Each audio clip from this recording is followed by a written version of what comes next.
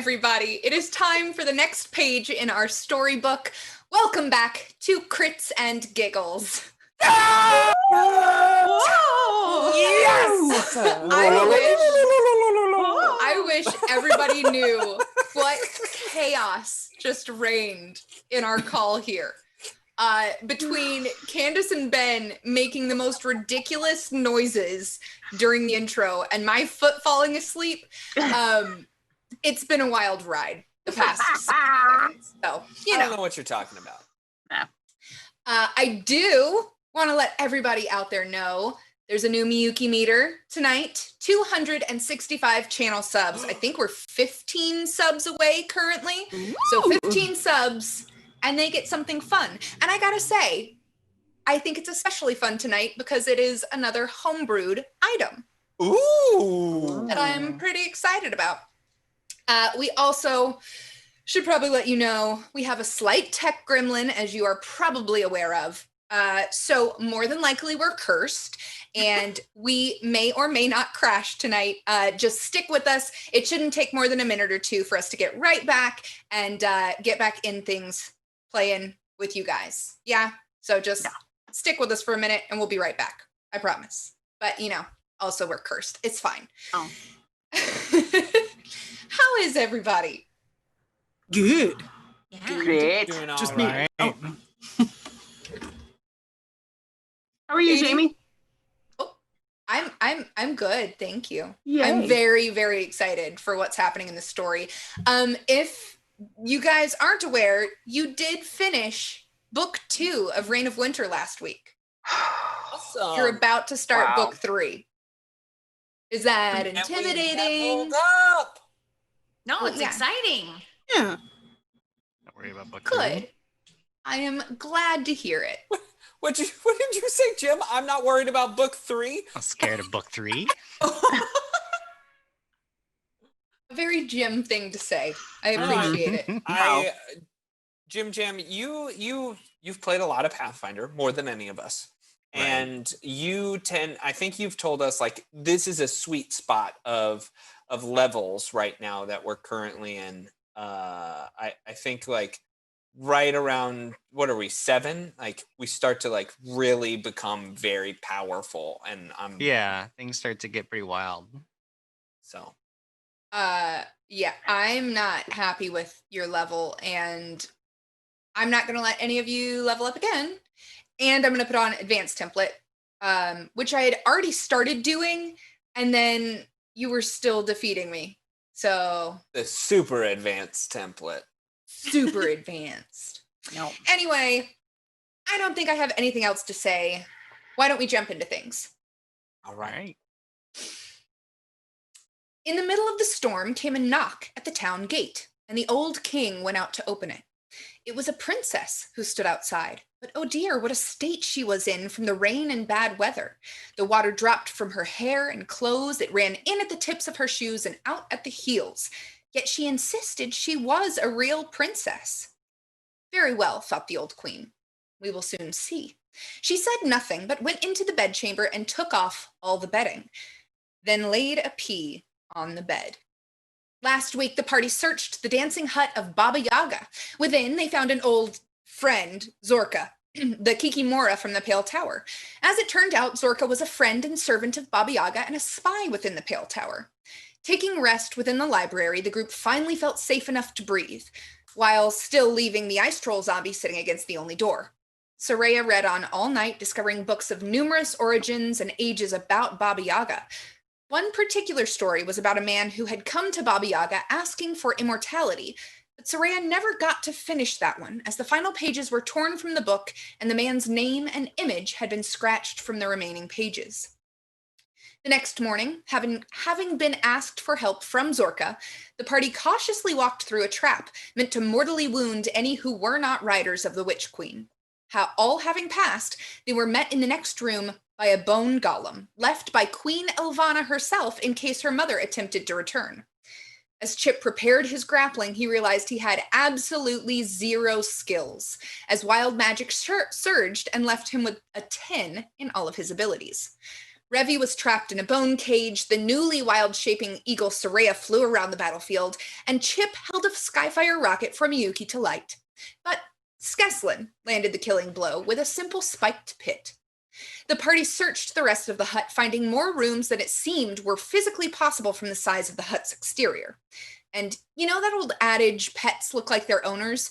Well, Miyuki's new Migris, or cat construct, certainly took that to heart, appearing as a cat with a fox-like replica of Miyuki's face. Finally ready to find Baba Yaga, the group placed the 2 keys given to them by the original Black Rider, a frost giant's beard, and a plague doctor's mask within the bubbling cauldron in the hut's main room. After stirring the pot, the entire room shimmered and faded. With a final swirl, everything realigned, but not as it once was. Faced with a need to save the world from a never-ending ice age, what do you do?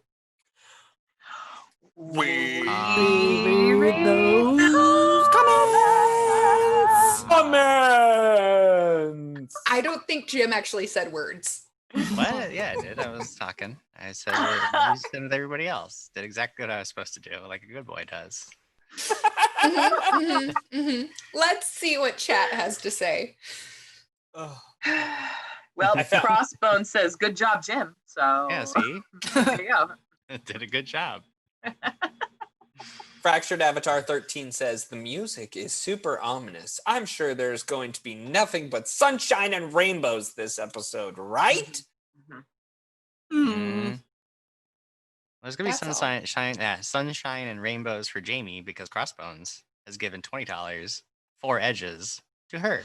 What? Thank you so much. I appreciate that. Dear.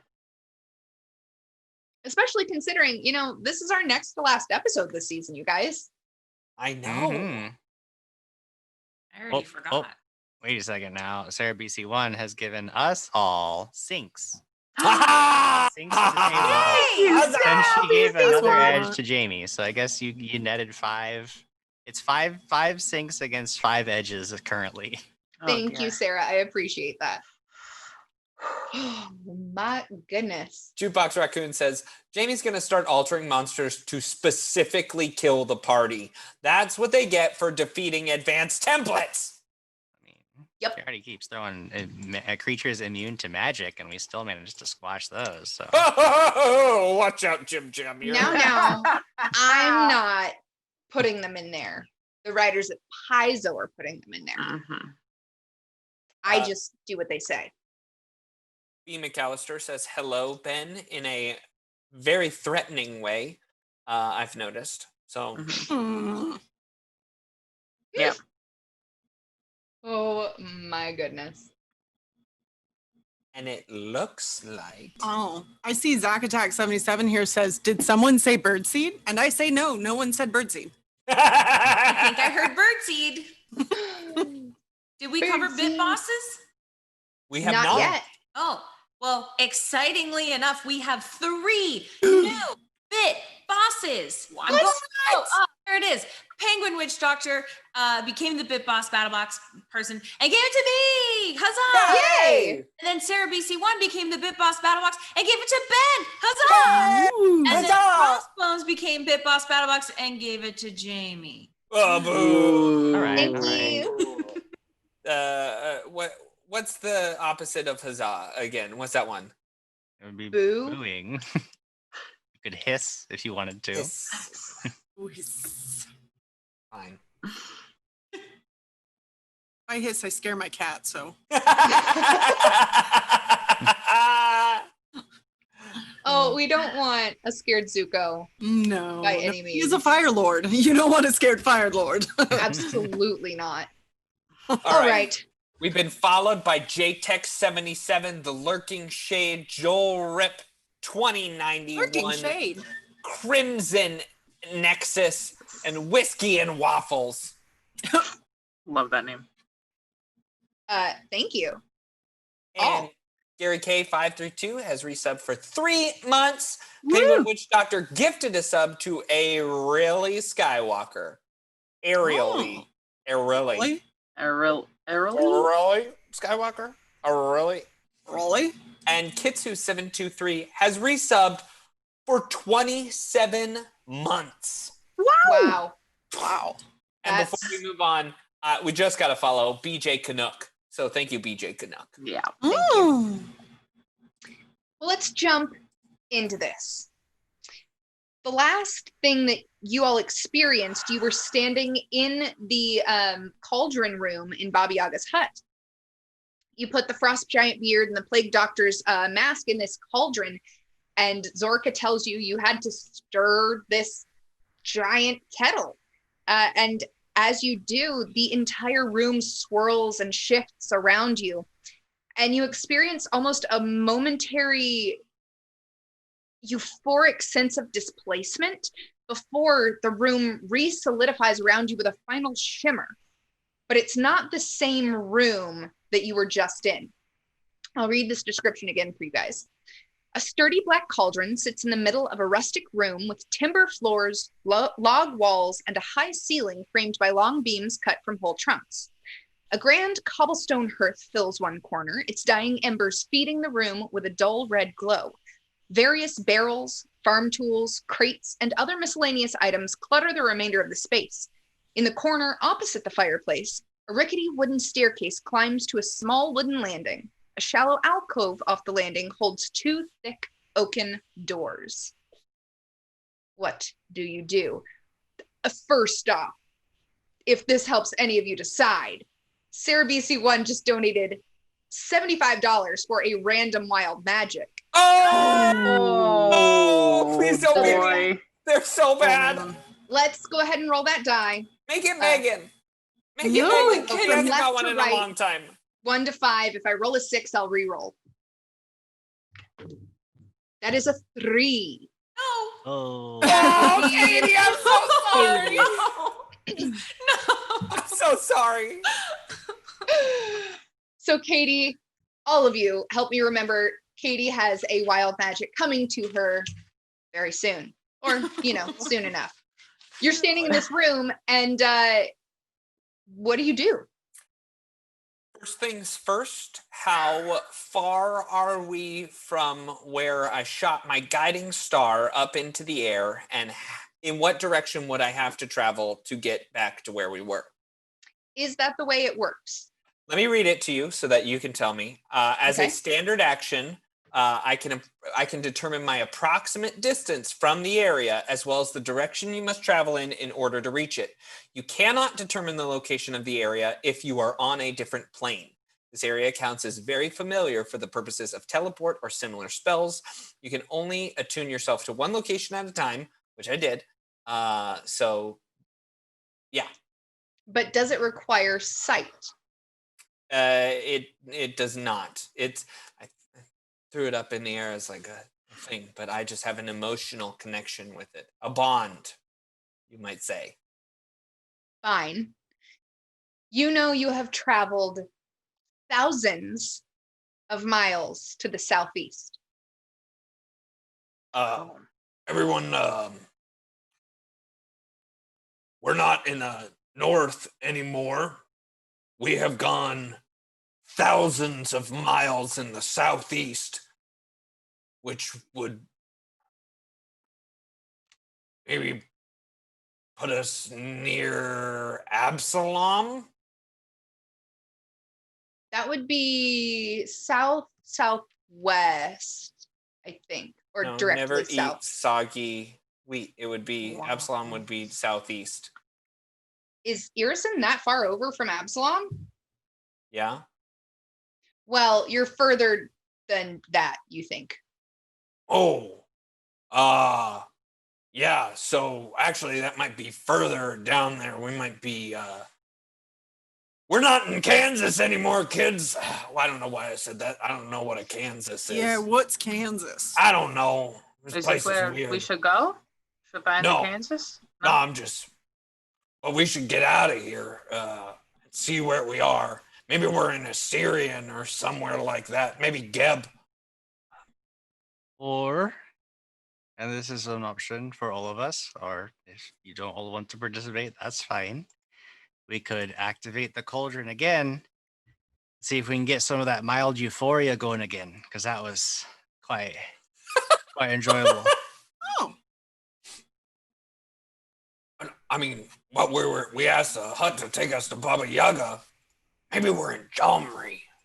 Well, Never you know, been we there could always before. just have it take us right back to that special place it took us on the way over, right? I mean, that happens every time you travel. Yes, I see the little bird thing. She agrees. Well, not nice. Well, I'm glad you're in such a good mood, Skesslin, and I tell you, if we get our quest done here very quickly, then we can just hop around in this thing. How does that feel? I mean, you're not my dad, so I'll hop around wherever I want. That's you know. fair. But I That's also, fine. I mean, you know. I also have the keys. And And he holds them up over his head like he's like, What keys? the mask that we put. What in mask? the plague doctor's mask. The one that you put in the cauldron thousands of miles away that isn't in the cauldron now? What? The key. I reached my hands in there. There's no keys. That's because you put him in the cauldron.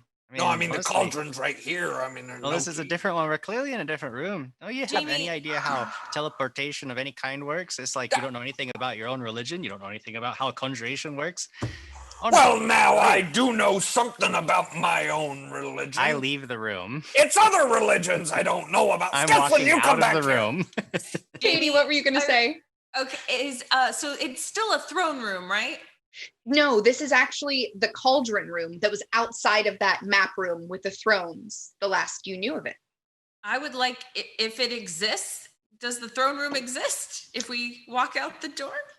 There's a The door. double doors that you see are on the opposite side of the room of where the double doors to the map room had previously been.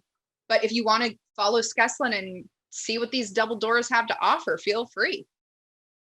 Yes, I follow Skesslin. Skesslin, you're headed up this short set of stairs to this set of double doors. And you open doors and walk out. Oh, yeah. Outside, you find a long corridor stretching out to both sides, the aged plank floors seeming to continue forever. Solid logs form the passage walls, intricately carved with knotted designs and images of lances and centaurs, ravens, and female figures. Pale-winged mobs and tiny fireflies flutter through the hallway, their flickering glows filling the corridor with dim light. Roll a perception check, Skesslin, and Soraya, if you're there. Well, 15. That's very gonna good. be 18. You both are looking at this hallway and you can't see an end either way that you look. It goes straight to darkness Sort of like as far as you can almost see. like a T, like left and right, where I'm not looking like straight down. Yeah. Okay. Like, all right, so yeah, this is perhaps the most important decision you ever made in your adventure in life. This is all on you. The fate of everything, left or right. But why me? If this is the most important decision of any adventurer's life, why don't we have someone more experienced decide? I'm gonna put my hand right on your shoulder, so I say, no, I believe in you. You can do this. Oh, Which way? perhaps some of my knowledge can help us? Yes, excellent idea. Reach into your own mind, feel it out, trust the voice in your gut. That's the one you want to listen to. Is there any other check I could do? You can try a knowledge dungeoneering. Left. Excellent. I go left immediately. Oh, God. You begin walking. And Skesslin, as you're walking down this hall, you know you're traveling because you're seeing the logs and the markings on the wall past you as you move. You pass a door on your left. You keep walking, you pass another door on your left. You keep walking straight, you pass another door on your left. You keep walking straight, and you're back at double doors that are open on your left. And I'm sure at this point, Chip and Revi and Miyuki are like, What you doing? I'm walking around in great big circles. Why? This is because it's a magic hallway, Chip. Obviously, come on. I told you, conjuration magic. It's not that hard. It displaces things, and or it's an illusion. I don't know. You know, these things can be. Maybe it's a conjuration / illusion. Honestly, I'm just getting so grumpy. You know what it is? I just need another hit at that cauldron. If we could just get that cauldron going, I think I'd feel a lot better. Has anybody got any keys we can melt in that cauldron? Just like one time. And then we can stop. Just one more time. We don't have time. And we don't have any other keys either. Well, if this is magic hallway, how do we escape from it? Well, that's a great question that I don't know anything about. What if it's like a magical trap? Well, it could be. Hey, what's that, Kikimora? Maybe she could tell us, hey, are we like stuck in a magical loop forever? Or is there like a secret to getting out of here that we just gotta unlock? Oh no, there must be a way out. There is always a way out. No, hold on a second. What you say must be like you don't actually know how to do it. Well, I don't recognize this configuration. Yeah. So you remember when we walked in and you were all like, oh, you don't work for Baba Yaga. Only I do. And I know all the things and I'm so smart. And it turns out you kind of don't know much more than we do. So I don't see why you had to go blasting fire on us to test us and doing all this nonsense. Now, it was not me blasting with fire. It was Baba Yaga. Ah, sure. A convenient excuse. Blame it all on Baba Yaga. I was stomping off to the right now this time. I'll turn around and try to walk the other way down the hallway. How about a little detect magic? Sure. Where are you aiming it? Down the hallway that Skeslin just keeps going. I mean, You're aiming down the hallway to the right. Yes. You don't detect any magic. Down the hallway to the left. Sorry. No magic. It's not magical. well, if it's not magical, then what is it? Because Jamie, can I hold my library book up on the middle page and just be kind of looking around? And also I want my cool glasses on to read other languages.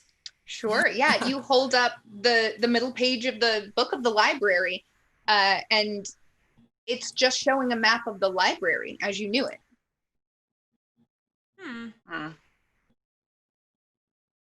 The other three of you, now that you're in the hallway, can roll a perception check. Okay. No. Didn't see nothing. That's a 2. 27. I got an 8.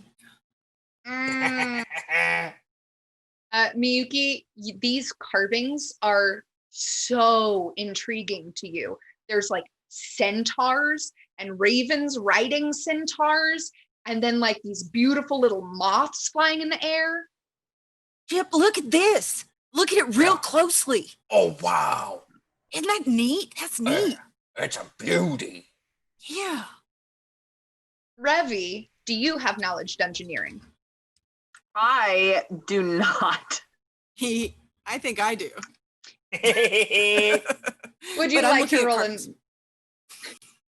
If you would like to, you could roll a knowledge dungeoneering check. Yeah. You know what this reminds me of, Chip? What? A dungeon. A dungeon? Yeah. Hang No, on. it's too pretty to be a dungeon. Well, it reminds me of things in a dungeon. Oh, okay. Yeah, 12. 12. This is a dungeon. I think that this might actually be a dungeon. No way. Wait, but if it's a dungeon and there's a room where we're just like, it's like never ending and we're going in circles, then that would normally be magic. But it's not magic because you checked. So what is it? Maybe it's different realities. Maybe that Skeslin that went by isn't the real Skeslin. That Skeslin might be number 407 for all we know, and our Skeslin's number 709, and they just keep walking by a different Skeslin. Which numbers are we then? I don't know then. I'm confused myself. Yeah. You confused me as well. And Kendra. Oh, yeah. Kendra is there. Yes. Jamie, think did you mention that there were other doors besides the double Yeah. doors? Yes, as Skeslin walked through this hallway, he noticed there were 3 doors. Can I go to the first door and listen at it? Which direction? Ooh, well, if I went left with Skeslin and then we stopped and met up with everyone, I feel like I would continue on to the left, which would be counterclockwise. Sure. Does that help you? It does, in fact. You stop to look at this door and take a listen at it. The first thing you notice is there is a symbol carved on this door, an upward facing half circle resting on a horizontal line. Several arrows point outward from the circle, and at the center of the half circle, a single extended arrow points upward. I do have a little sketch of it to show you guys. I literally just drew it. I know. I had to do the same thing because I was like, Yeah. what? This is not it. Hold on. Ooh, So I was close. kind of close-ish. one. Ah. Then I'm very close. If anybody has, well, Soraya, you're the only one there looking at it. An Do elevator. you have linguistics? I do, barely. Roll me a linguistics check. 12. This is a very rough carving, and it's really hard to figure out what the meaning of it is without more knowledge here. But you, Skeslin, Yes, all right. look at the door. Do you see this beautiful marking here? Do you know what it means? No, I can't say that I do, but it's certainly there. And let's go check the other doors and see if there's markings there. Oh, yes. So we'll continue to the left and look at that next door. that door also has a symbol carved on it, a downward facing crescent resting on a horizontal line with arrows pointing outward. A vertical bisecting line with arrows pointing both directions runs from top to bottom. Knowledge or arcana or linguistics. Ooh, I try again. Those- 19. Oh, it's leaner. Oh, okay. For knowledge arcana, we're looking at 23. Soraya, you can tell these symbols have something in common, but you're not really able to put your finger on it. Skeslin, however, you recognize this symbol to be an old symbol that witches used to use for night, specifically in Ibaria. Night. Okay. So this is like a symbol for the night, and I'm wondering if perhaps some of the other symbols are like for the day. And look, there's this one symbol right here. It says something about a cadence given $55, edges for all the players, and sinks for all the players. So Thank you, Gabe. Ooh. for the door. Thank you. you. That's awesome. Oh, thank That is you. awesome. Sarah Leave BC1 it. has also gifted a sub to It's Lucas Martinez, and Fluffy Walrus has resubbed for 17 months. Awesome. I think Chip would be following not far behind after Chip and Miyuki have looked at enough of these moths and Yeah. But they're very pretty. yeah, but the weird faced fox faced cat Kendra's eaten some of them, so we're like, Oh yeah, well probably gotta go now. That's what she does. She yeah. loves walls. Walls. Fair. Skeslin, Skeslin, if this one means night, perhaps if we go look at the third door, we can try to figure out what that one means, and then try to figure out what the symbol on the first door means. I hadn't thought of that, sir. Yeah, I'm so glad that you're here. You're a real adventurer now, Oh, solving puzzles. Thank you, Skeslin. Well, I did learn from a really great adventurer. And all those books. Don't forget the books. Oh, yes. We'll go to Guess we're the, gonna go look at the third door, third yeah. door. On the third door, you see another symbol. This one is an inverted half circle with a horizontal line across the top and several lines exiting the circle. A single extended arrow points downward in the center. Knowledge Arcana or Linguistics. Chipple's look at the first one. 21. 21. Dirty 20 for that first one. And Chip is looking at the first door they looked at that they didn't Yes. identify? Okay. Yes. Soraya, the door you are at, now that Skeslin has told you, like, oh, that was night, you recognize this symbol as twilight in a style favored by Eobarian witches. And Chip, you recognize that first symbol as the symbol for dawn.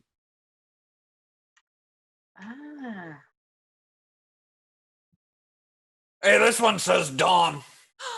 Oh, Chip, thank you. That's the one we couldn't quite figure out. But Oh, the yeah. other two say night and twilight.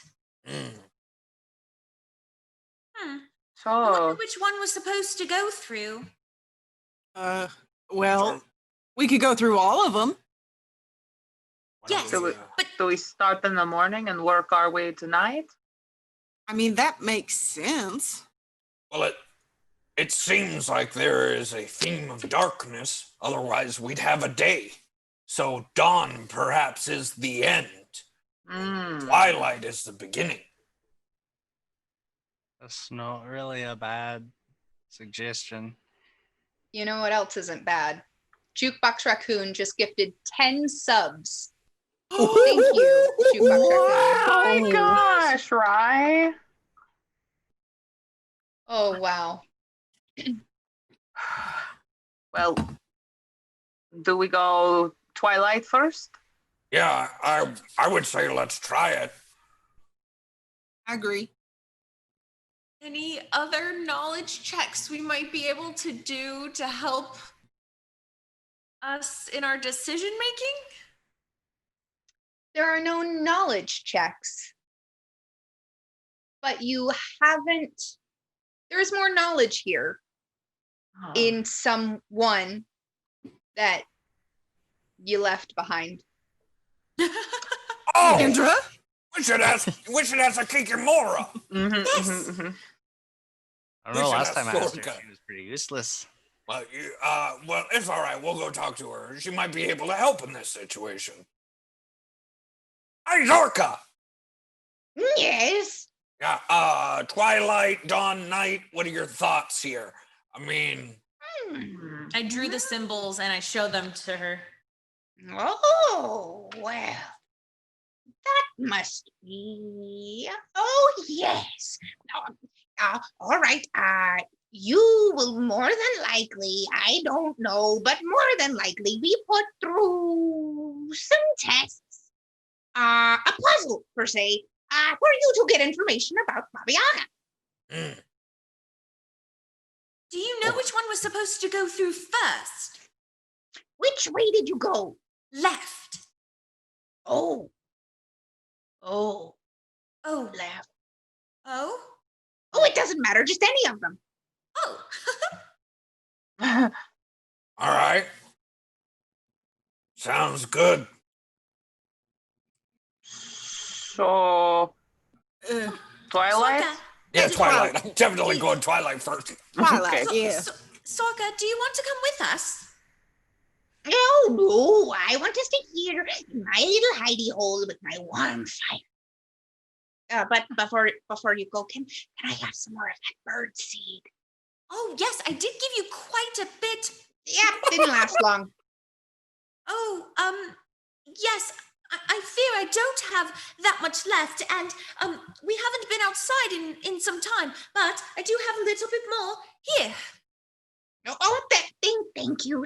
Oh, since you've been so kind with the bird seed and the Miyuki meter has been met, I found this for you. It had an MM on it. I wasn't sure if it belonged to you because I've never seen it before. And she hands over a small bottle with a twist-on lid labeled MM, and it looks like there's a rough label on the front of it. I read the label.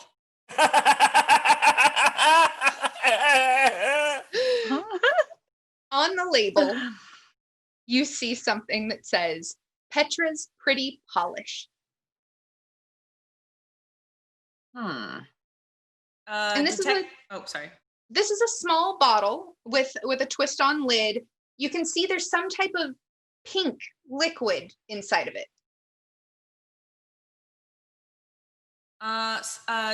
Detect magic? Oh, it's magical. Spellcraft check? Absolutely. Ooh, that's a 19 plus 4 is a 23. Michael Jordan! Get out of here. Threya, you're looking at this, and as you do with most potions, you're like sniffing it and opening it up a little bit to try to figure out what it does, and the smell hits you. Oh no.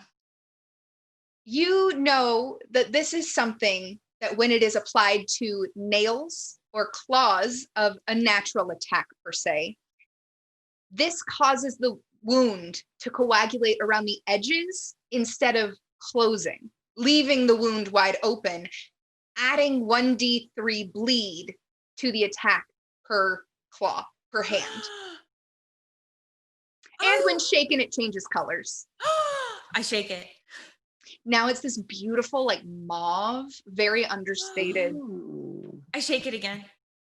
It's a bright blue. I shake it again. It's this lovely, like burnt orange, a beautiful fall color. This has now become the colors episode. How far can Jamie go? You guys, I found something so wonderful. Come look. Well, What is it? she kind of holds it up. But I do have to say that I think that this item would be very good for Revi and or Miyuki, so you guys can decide who gets it. But look, Petra's Pretty Polish. And when you shake it, what color did it turn? It just turned a nasty puke green. Oh, no. It's this lovely light violet. Look how beautiful. When you shake it, it changes colors. But most of all, if you paint it on your nails or your claws and then you attack something, the wound stays open. And you do more damage too. Well, I will say that my everything is pretty strong. Miyuki, would this do well for you? I mean, in general, I don't like to break my claws. And also they're not really as powerful as everything else I have. So it actually, in my opinion, makes sense for you to be even tougher with pretty nails at the same time. I've never had pretty nails before. This color would look beautiful on you. And shakes it again. It's like a deep oxblood red. And this color, she shakes it again. It's bright yellow. And this color, here, try it.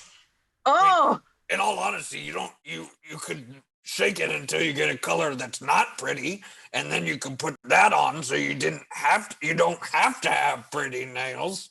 no, I want to be pretty. Okay. Oh, okay. There are 10 uses of this left in the bottle. Ooh. So Thank you, technically, Saraya. 5 per hand.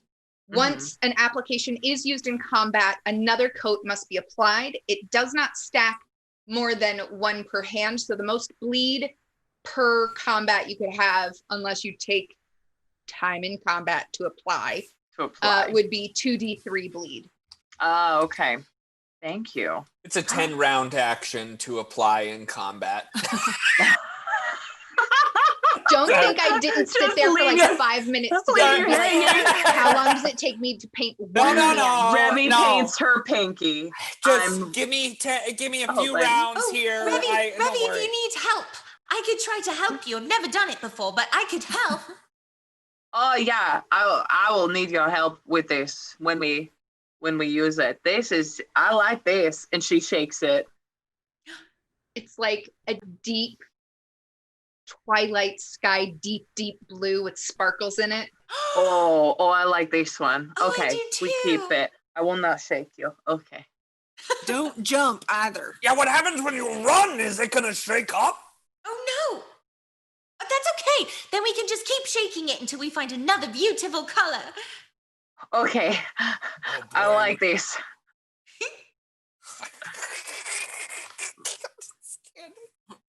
She gave us a really fun toy. I mean, I know. I was like, I don't think I regret this at all. This is fun. There's been another thing that's been gifted, and that's Scott Danusa became the Pitbox Battle Boss and gave me the Auto 6C. Oh. Thanks, Scott. I appreciate it. All right, so we're gonna twilight it up. Should we jump in that twilight door and say, "Ha ha ha ha"? Yes, Chip. That's Yes. exactly what you should do. Okay. I sense your sarcasm there, Skeslin. That's okay. I know you love me. Let's go!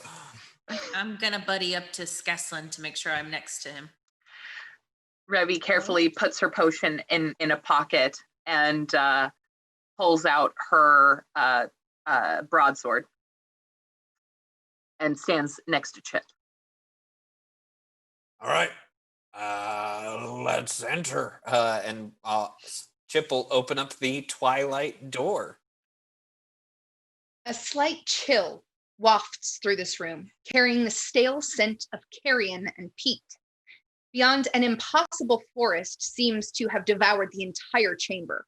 The walls are woven from tangled knots of black leafless trees, and fine flakes of rusted iron cover the floor, softly crumbling to dust. A pale light emanates from a fist-sized orb that rests within a nest of black iron branches in the center of the room, turning all forms into ebon silhouettes.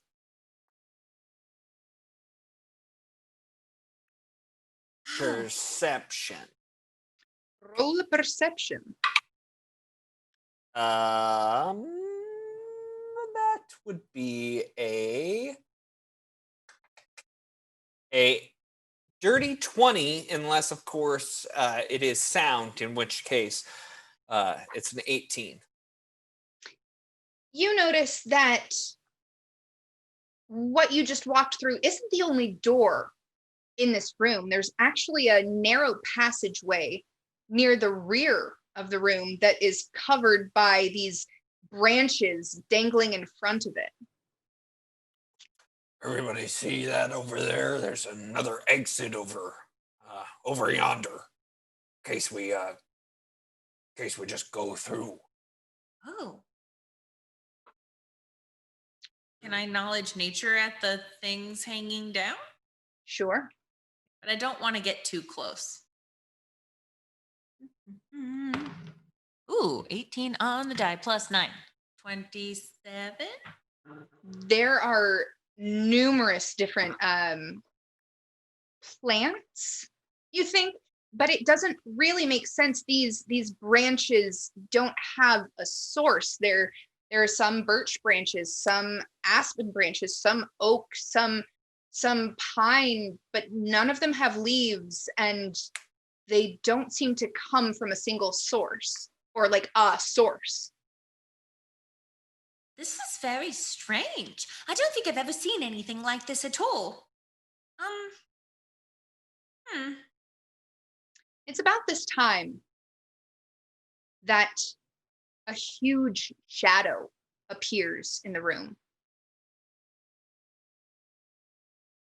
Up against the far wall, you see this shadow of a bird as a raven flies out of the darkness and settles atop the glowing orb and looks at the five of you.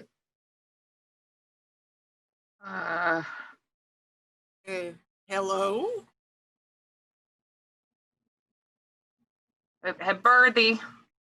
Cacao.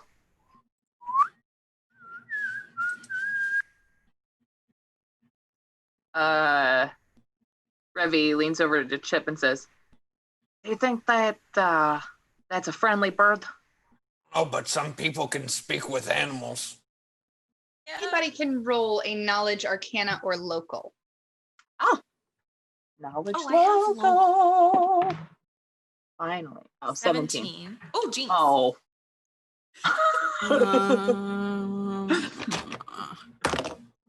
Ugh. And Megan's knowledge checks.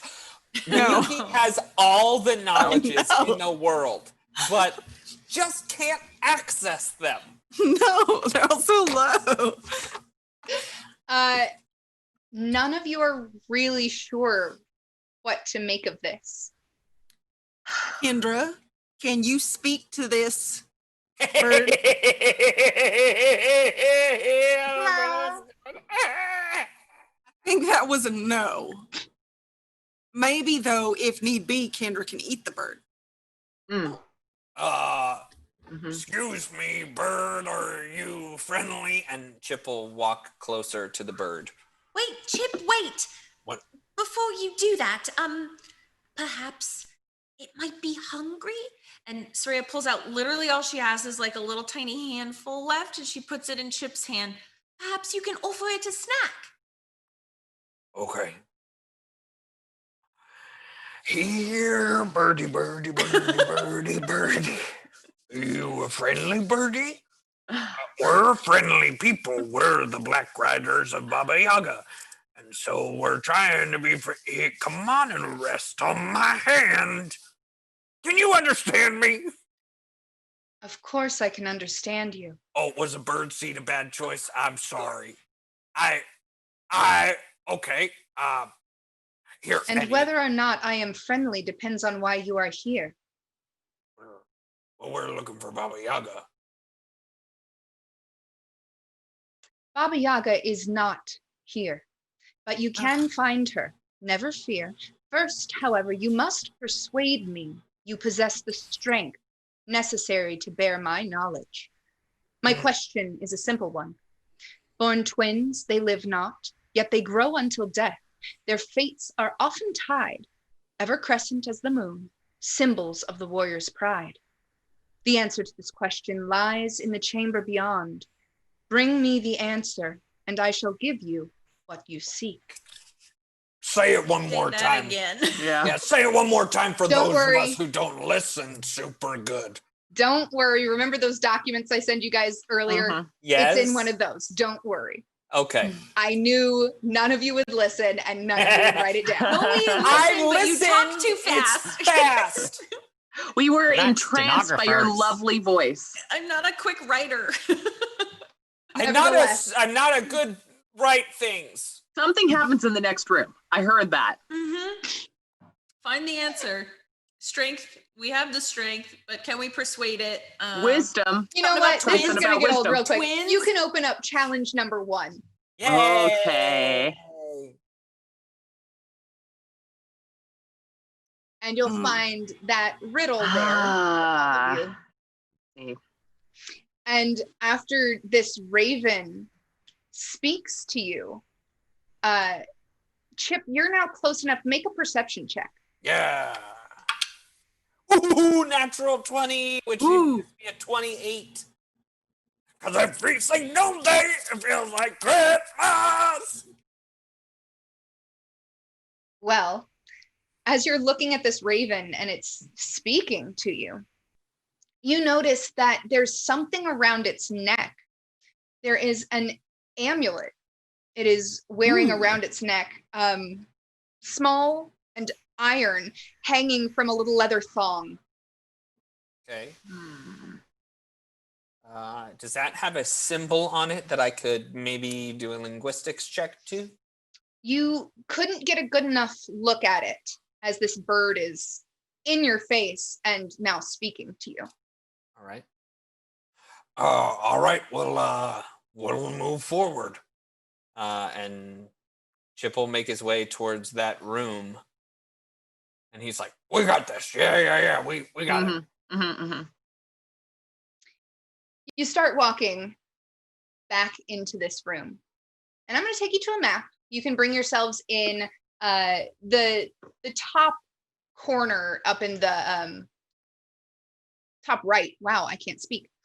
You begin making your way down this tunnel almost into this next room. And the walls of this wide chamber that you now find yourself in are lined with gray, lifeless trees and thorny tangles of brush. In the center of the room stands a gnarled and leafless tree whose outstretched branches twist like cruel, beastly talons.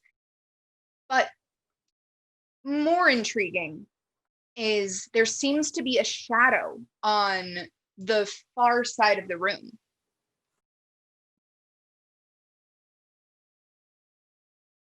Can't quite make it out yet. I auto succeed knowing the answer to the riddle.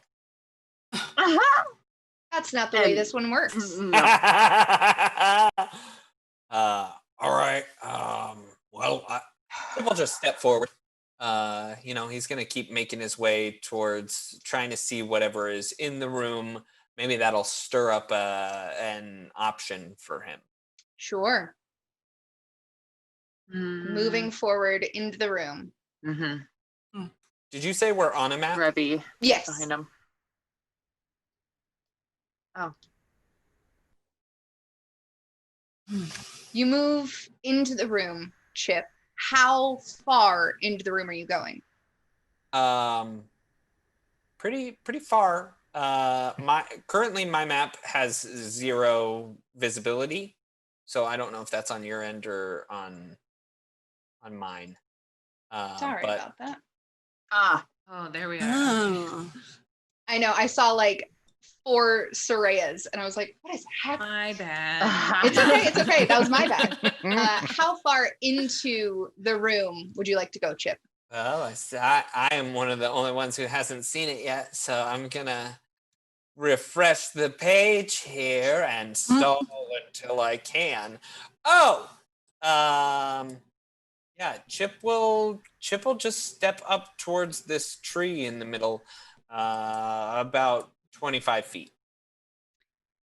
Make a perception check. Okay. That is a 17. You can now make out what is on the far side of the room from you. Okay. It's huge. It's big. Okay. So it's not that hard to see. You know what? I'll just show you and you can describe to me what you see. Why don't we play it that way? Okay. Oh. A very Boomba. angry little That's a boar big there. red-eyed boar with a mohawk. Loving it. He's my best friend now. Hey, So mean. hey, everybody. There's a boar over here. Like we need to run, attack, or talk to it. I feel like this place isn't a very attacky sort of thing, which is weird because all I want to do is go grab all that thing. But It's maybe funny. if we're calm, we can. As you figure this say, out. this isn't really an attacky place. This boar looks up at you, Chip, and turns to charge at you. We should roll initiative. Oh no. Wow. 6.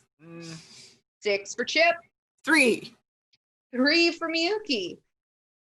Wow, this is 9. going really well. 18. 18 Skeslin, 15 for Revy. 15. What was your Soraya? 9. 9. Well, it does. It straight up charges at you, Chip. Oh, boy. Leaning boy. down with its giant tusks in front of it, aiming to gore you. Ooh. That's a 28 to Yeah. hit. Oh boy. Yeah. That's a big old hit. Oh. Ow! Ow! It gets me right in the side. It just like rips away at my at my just rib cage. You take 17 points of damage as Ow. it rips at you. Ow, I got hit for a proficient amount of ouchies. Oh, And we will move on to Skeslin. Oh, wait, Chip, are we not supposed to attack it? I don't know what to I do. mean, it attacked me. I'm gonna fight back now. Oh, okay, so this is an attacky place now. Yeah, you know what? You're fine. You go ahead, attack it. All right, if You say do so. your thing. I'm just gonna get into a better spot so I don't have any of my friends between me and this horrible, nasty creature.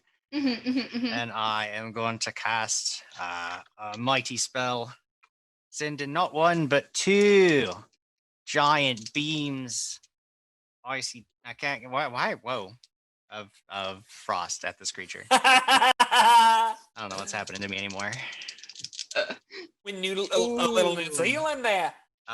Beam number 1 is going to hit a touch armor class of 23. That hits. Beam number 2 would hit a touch armor class of 10, but I'm actually going to bump that up to I'm just going to go all in 14.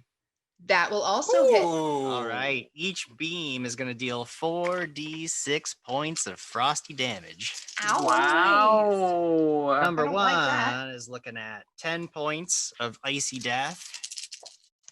Number 2, significantly better, 15 points of frost damage. Total of 25 points of frost damage. 25. And then I'm like, all right, oh yeah, troll lady, I guess, get in there. This is an attacky place now. So she's going to just start moving forward. And if she moves just 30 feet, she can get it. But I can't. Why can't I pick it up? I can't pick up the troll lady. I can't do it. Oh no. Where is she? Sorry. Let me give you control. All right, so What she is goes she doing? charging forward, sort of parallel to all of my allies, but that's all right. She doesn't need to. Hopefully, she's a little more precise than her staggering gait will belie. And when she gets right up within range of this thing, she's going to come swinging down with that axe of hers.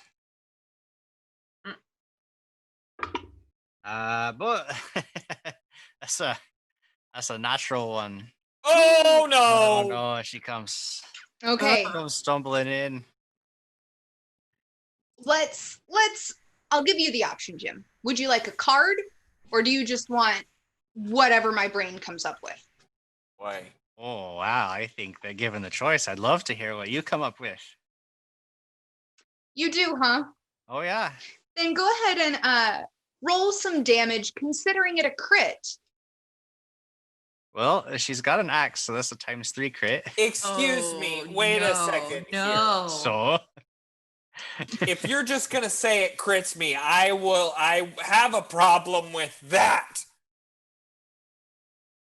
Oh. will I think it's gonna crit herself. Oh, that's 2, 10, plus 15, 25 points of damage. And the troll will take it all. Sure, why not? As she swings and just doesn't make contact with the boar. She makes contact with herself with that lovely giant axe. Is that all of your turn, Jim? What is this? All I can do? We'll move on to Revy. Revy is going to move up and around to the other side of the boar. And she is going to take a big swing with her broadsword. It right. will provoke, Jamie, just to let It you will. Yeah. So it swings its tusks over to you, Revy. That's going to be a 28. Yep. Catches you, piercing you with 21 points of damage. Okay. But now I want to swing at you. Swing away. Yeah. Ooh. I'm sorry. A 26. That hits. Whoa. Roll damage. Okay. Come on, friend. Be my friend.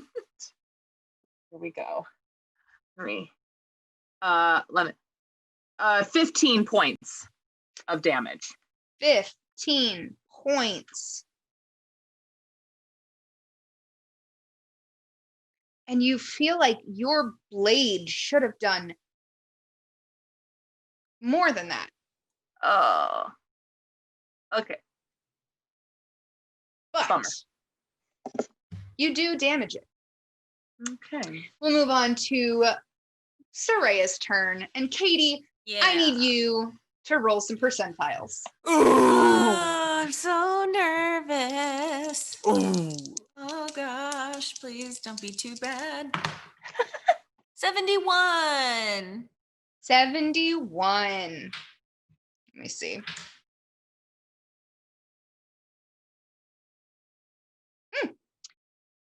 Your hand glows with a golden light that flickers to a necrotic shadowy aura and back to a golden light. Every round, you can make a melee touch attack. There is a 50% chance the attack affects the target as cure serious wounds using your hit die as the caster level. There's a 50% chance the target is affected by inflict serious wounds. If no target is chosen, you are the creature affected. This will continue for 3 rounds. This is horrible. So I have to make a melee touch attack every round to something, and it has the possibility of being good or bad. Yep. What does inflict serious wounds, like what's the die on that? 3d8. Oh, okay. Like, oh, so yeah, like that troll lady that just like chopped her own foot off. You could like try to zap her. I mean, you might destroy her, but you could also maybe get her to reattach her foot. It's kind of a toss-up with all the flickery and the glowies. Okay. First of all, before Soraya does anything involving that, is there anything else in the room besides this creature that Soraya could notice? There's even in the time that you had when you walked in the room, all you see in this room are the dead, dangling vines and limbs around the edge of the room, the tree in the center of the room, and this beast. Okay, well, I'm going to move up to this troll lady, as Skeslin has suggested, and I'm gonna kind of look at her and be like, I really hope this works, and I'm sorry if it doesn't. And put my Do you like hand. high or low? Oh, first, let's make a melee touch attack. Okay. See if you even hit. Oh my gosh, I don't think I've done a melee attack as Soraya. 18. Oh no. Will that hit the troll lady? Oh, for sure, absolutely. Her touch AC is like Oh no. 4, so. Do you like high or low, Katie? Oh, low. Low. I need you to roll 3d8. Uh-huh. Okay. Oh gosh. I'm scared. I don't want to kill. What's her name? Did you name her? No, I didn't name this group. I got burned the first time naming them and growing attached, so they were just. Oh gosh. 15. Poor little troll lady takes 22 points of damage Yikes. as necrotic energy flows from Soraya's hand into her zombified body. Wait, necrotic Wait, energy? hold on. Did you say necrotic? I did. That would actually heal her for much Well, more. fine, If it's the opposite one. Jim. Yay! I'm just saying that's the way I was hoping it would work. I didn't want it to be positive. Otherwise, Chip Well, could have been it healing her the worked whole out for time. you. Ah, I did it. Soraya, is there anything else you'd like to do? Is that a standard action for me to have to do every round? Yes, just for 2 more rounds. Okay, well then that's all I can do. Okay. Do you want to roll a knowledge or you good? Am I able to see anything different than before? Because I've moved? You haven't checked this beast out as far as making a knowledge check. Okay, well then knowledge nature the creature. Sure. Yeah. 11. You know this is a dire boar, but more than that, you don't know what's different about this. Okay. We will move on to Chip's turn. Chip gets hit in the side. He's like, oh, ow.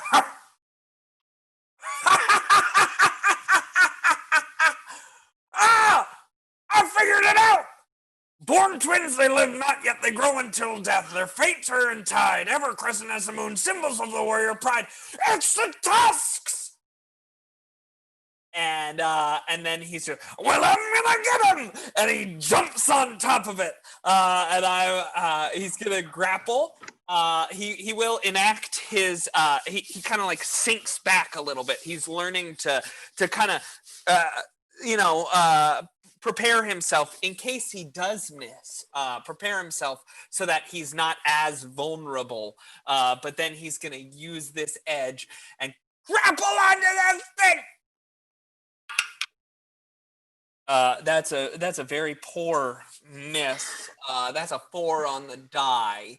Which let's just do the math here, because there are many good things going on currently. It's going to be a total of 18. Oh, Chip's too busy. I know the answer. I know the answer. All the while, this beast is like dancing around, trying to attack anything within sight. And you do miss that grapple, Chip. All right, but I figured it out. Is there anything else you'd like to do? That's it. He'll stay right Miyuki. where he is. What are All you right. doing? Miyuki will inspire everyone because it seems like everyone needs a boost. Yay! So she pulls out her drum and she says, "We're in a chicken. We're fighting a boar. We talk to a bird. And Kendra is great. Get him!"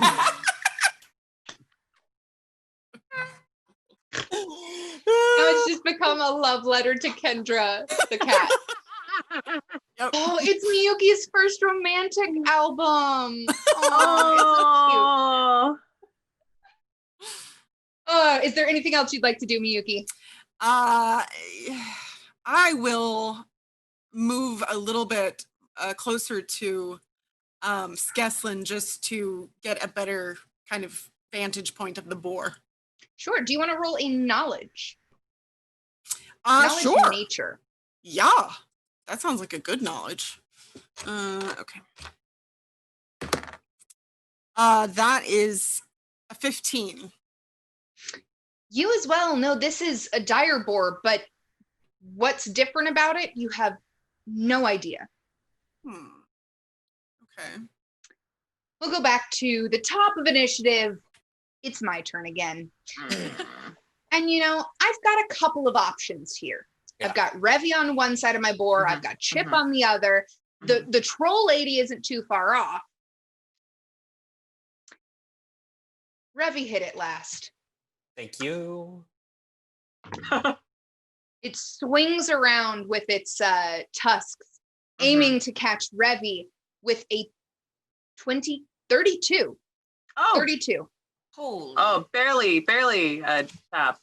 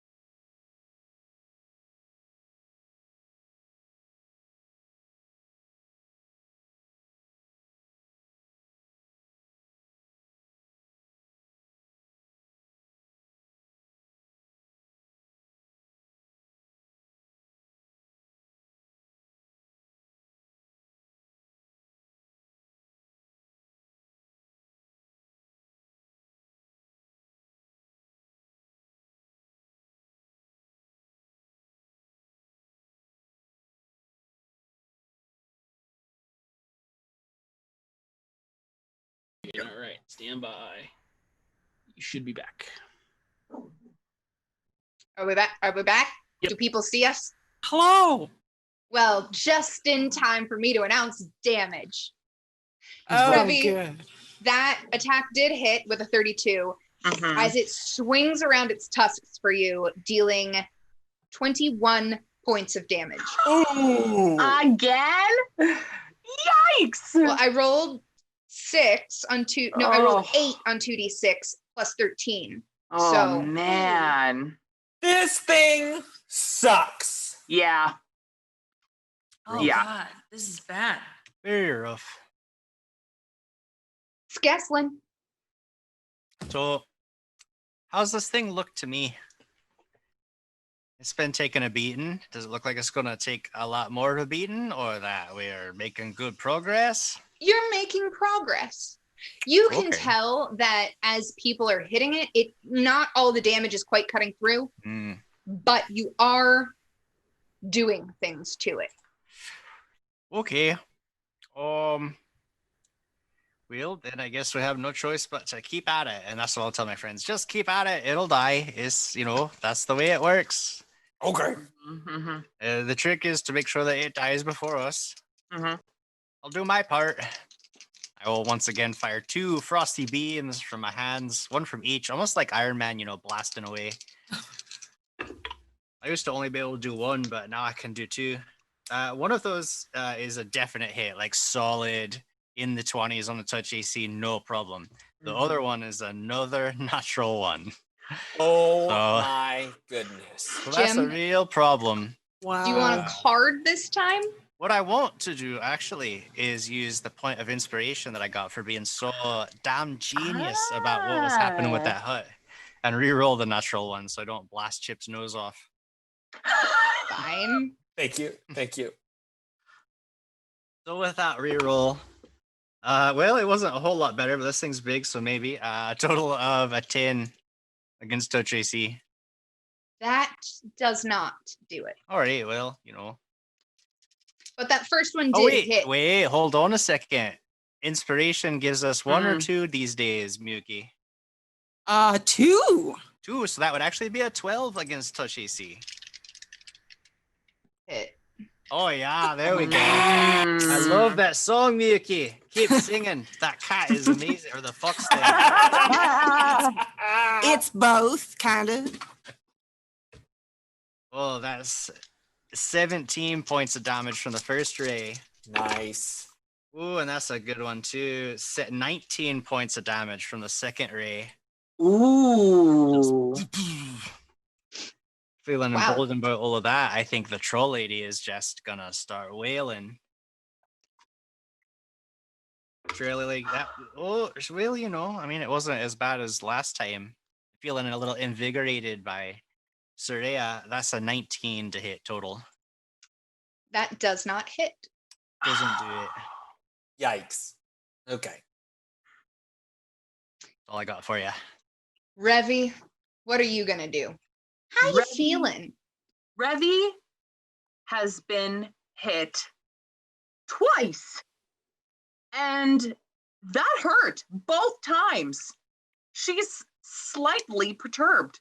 So she feels her rage building up inside of her, and suddenly her nails are out and she has bulked up to double her. My dog is angry too. Stop yelling. She is demonic bulked and she is blood raging and she's power attacking and she is going to take this evil pig down. Here we go. You know what? I'm gonna sink you twice just because. Okay. Oh, really? Wait, no, I don't have sinks. I have edges. Darn. You can give me those if you want. No, I'm not. Never mind. Never mind. I don't do anything. Well, Candace, did you paint one of your nails too? Oh no, I hadn't. Oh, I should have done that. Ugh. Oh, I thought you did. Oh, bummer. Okay. I am at a 29. 29 hits. I think not really a surprise to a lot of us. No. 'cause that's a roll. Okay, let's see here.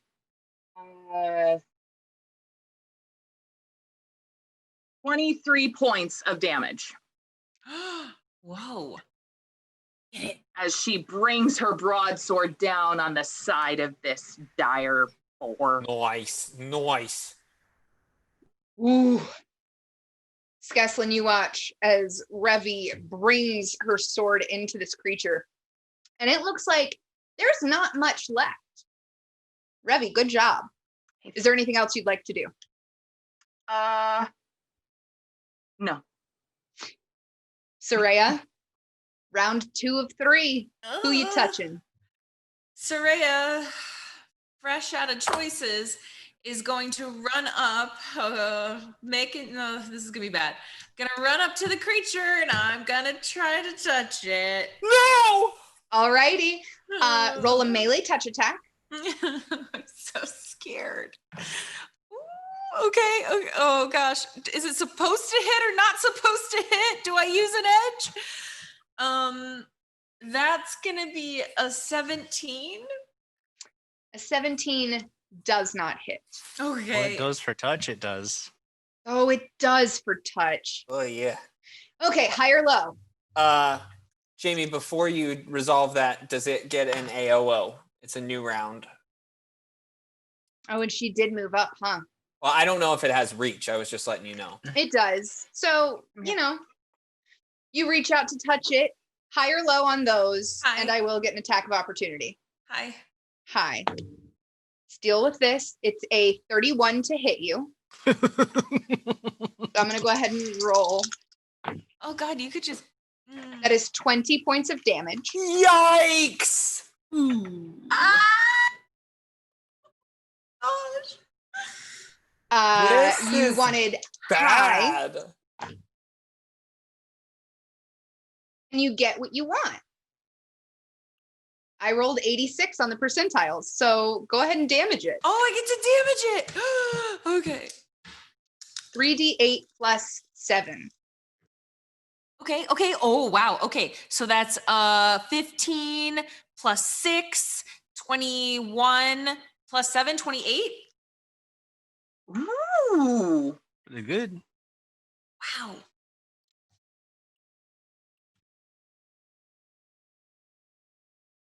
You reach out and touch this thing with necrotic energy. Maybe this feels good, Soraya. Like you've used this inflict wounds twice now. You're getting the hang of this. Skeslin might be proud as you deal 28 points of damage, but this thing still stands. We will move on to Chip. Well, I guess grappling it isn't working, so hang on. And Chip will move backwards. It provokes if it's got combat expertise. But he will move backwards, and then he'll take the liquid from the tankard that he's holding, and he pulls it out, and all of a sudden he's got this javelin in his hand, and he hurls it at said monstrosity. It is going to be a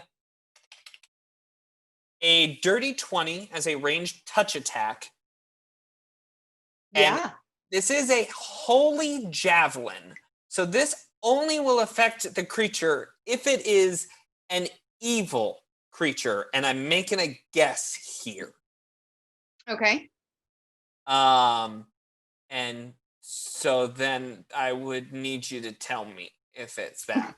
You watch as this javelin lodges into the side of this beast as it lets out the most horrendous squeal. Roll some damage. Yay! Whoa. All right, 5 points of holy damage, but I also will tell you that it just like lodges itself in there, and the javelin remains and is emanating this pulsing holy magic.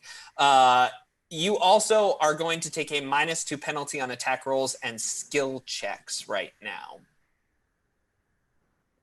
Why? Because you're impaled. I don't like it. We'll move on to Miyuki. I Come on, Miyuki. just want to shoot at it this go. Just kind of shoot right at it love with it. the Yep. +2 arrow. Let's see. Yes. Okay. Good choice. 24. That will hit. Yes. Roll damage and remember to add that 2 from your +2 arrow. Yes. Okay. And the +2 from your inspiration. Like it. Oh, this is the wrong die. Okay. Oh, that's a lot. 10 whole points of arrow inflicted damage. Hey! Miyuki singing an ode to Kendra and then taking a shot fells the beast of Gelglass. Oh, yeah! I did it. Did you see? I saw it. That was great. Yeah. Well, now we got to That go was rip out its great. tusks. So, Oh, that's dark. I mean, that's what the thing wants. That's what that raven wants. It's a test. This whole thing has just been a test. I'm not even sure that thing's real. I mean, But- it seems real. I mean, it was evil. You should know Oh. that. I took a guess right there, but that javelin, that wouldn't have worked on anything but an evil creature. So, it worked. Well, that's good to know. Yeah. So, and Chip will go over there and like try to rip off its tusks. I need you to make me a survival check. Okay. Pretty good at it. Dirty 20. 11 on the die. You And then- successfully get these tusks off of this boar. Hey, here we go. No, before we visit the bird, can someone help me with the healings? Yeah. Here, there are many people. So, Chip Speaking will... of, there is 1 round left of this wild magic, Saraya. You either choose someone or it's you. I can't do any other action before that. I want to walk because I would actually go before Soraya, technically, if we're in rounds. I know that this isn't quite how it plays out, but seeing that this magic is still like flickering on her hands, I just want to walk up to Soraya and like grab her by the forearm and be like, "Go, come on, let's go, do it." No. Yeah, it's Skeslin, fine. No. Yeah, Chip's gonna just patch it up if it's bad. It's fine. I'm do gonna it. patch it up. Don't make me do it. I'll like take her hand and just like put it on my chest. No, don't make me do it. Can I absorb half of it? Can No. we share it? No. I can take Melee it. touch attack. That's a 2. I mean, I'm not. I'm allowing her to do it. Four. Like, Yeah. I will not. There is no defense on my end. He's going to take the brunt of damage. Roll 3d8. And would you like high or low? Let me roll a d6. Hi. Oh my gosh. You want Please be high low. or do you want low? I want high, but please be low. Okay. I mean, or please be high. I don't know. 6, 7, 8, 9, 10, 11. Total on 3d8? Yes. 11. Okay. Saraya, you watch as the light like, flickers back and forth between this gold emanation and this black mist almost, as the mist reaches out into Skeslin, dealing 18 points of damage. Oh! Okay. Yeah, I'm yeah. sorry. It's okay. Everyone just move away from the boar and I'll handle it. And Chip will tap on the barrel and send the spirits into the air, healing everyone for... That is going to be a total of 14 points of healing. And I'll do it again. That one is going to be 13. So a total of 27 points of healing. 27. Oh, Thank you. Thank you, Chip. Yeah, no problem. I mean, happy to help. Does anybody else feel like they need even more than that? Because we've got all these potions. But Sketson's right. I could, just change one of my spells to a healing spell. I was only seeing because I know that those potions are like 300 gold pieces a piece. So I think Yeah.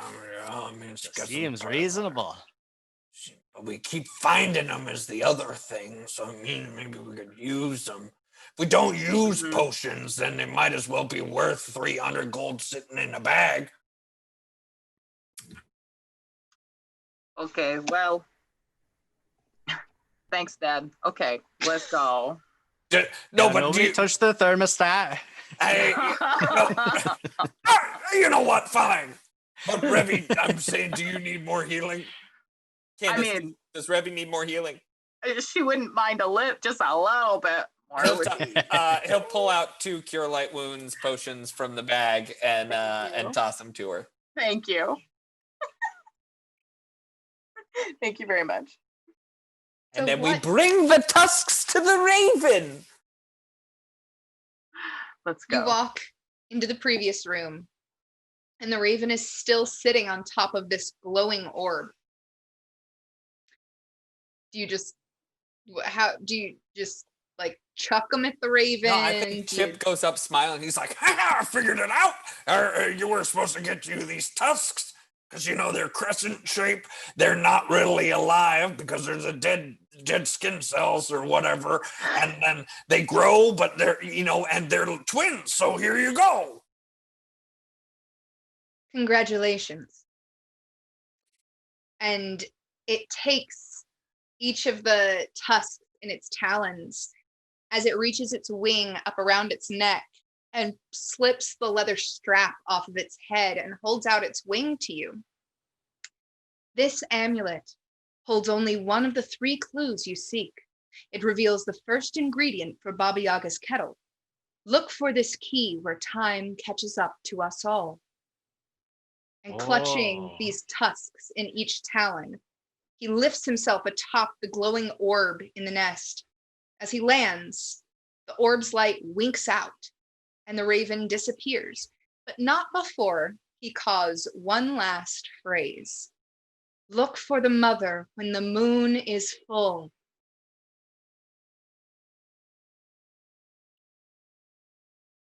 Did that raven say that we were going to get to use the cauldron again? Yeah, I feel believe like so. I have a mighty urge to get these keys all of a sudden. Yeah. I think we found the first key. You think that it'll work with just the one? And we can spread it out? Pretty sure we won't find Baba Yaga without any of the other ones. Got to go to the other rooms. Well, should we move on? We could go to nighttime. No. I like night. Night's good time. It said look for the mother. When the moon is full, does that mean Baba Yaga? Like we can find Baba Yaga in the night room, so perhaps we have to do twilight first.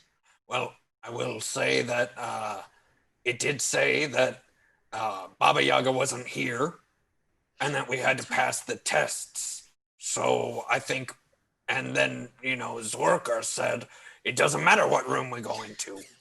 Yes, So, you're right. I think we need to get these keys, and then we'll find where Baba Yaga actually is. Yes. Chip, now that you're holding this amulet, you can roll a linguistics check. Now that you have a better look at it. I've been putting points in linguistics like since we started, just for fun, and I'm really enjoying it now. 14. You are not sure what this rune means. This is a style of rune that you don't really recognize. Hey, does anybody recognize what this symbol is? I could take a look at it. Yeah. Whilst Ray is taking a look at it, it looks like Silent H. Probably a while ago. We probably Probably should have had this during the combat, Jamie, but he did give you 5 sinks. So Thank you. I have appreciate those, that. thanks to Tough Cody! Damage. It's only a 12. You're not sure either, Soraya. Sorry, Chip. I don't know what's come over me, but I don't know. Detect magic on it. It is magical. Spell crafty. Crafty. That probably won't do it either. That's a 14. Another 14. Nope, not quite. Well, guess we'll just have to keep moving on. Maybe we'll get more clues later. To the nighttime! Oh, before we do that, could I try nobility? On the amulet, Yeah. knowledge nobility would not apply here. Just to double check. But if anybody has a different way to understand languages, I have Like glasses. Does it work on symbols? I put them on. Jamie, I don't know. I don't know.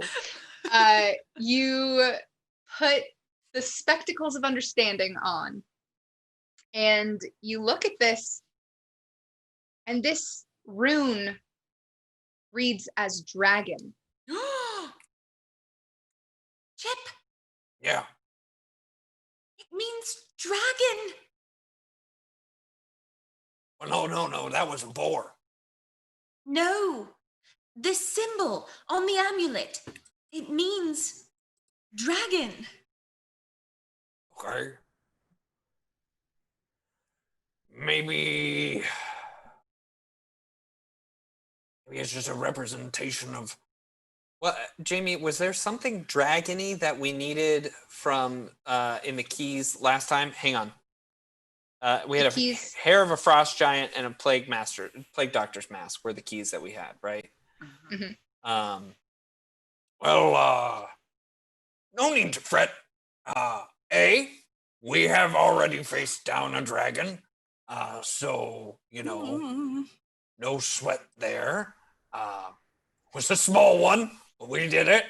And B, we have no idea what it's actually referencing to. So to worry about it would not help us in our cause in any way, shape, or form. You're right, Chip. You shouldn't worry about it because we're going to take a mid-show break. Oh. We'll see you guys in just a few minutes.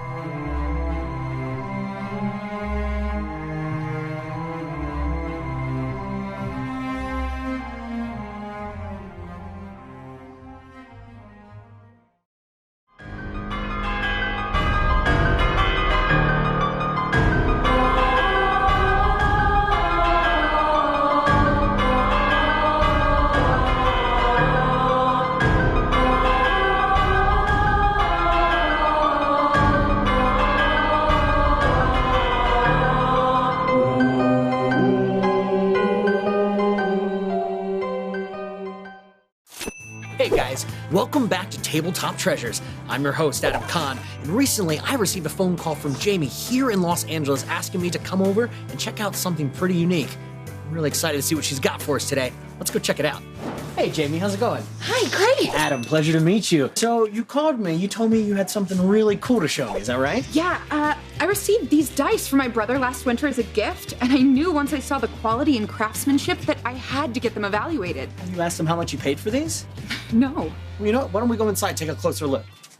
Guys, wow, this is pretty awesome. It's a company called Tabletop Loot, and their website, tabletoploot.com, is where you can pick up a whole variety of amazing dice and gaming accessories.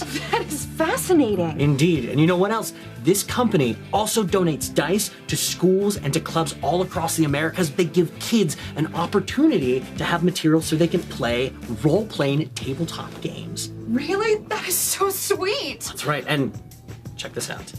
If you look at the dice, you can see these vibrant, beautiful colors. This right here is called Pink Lemonade.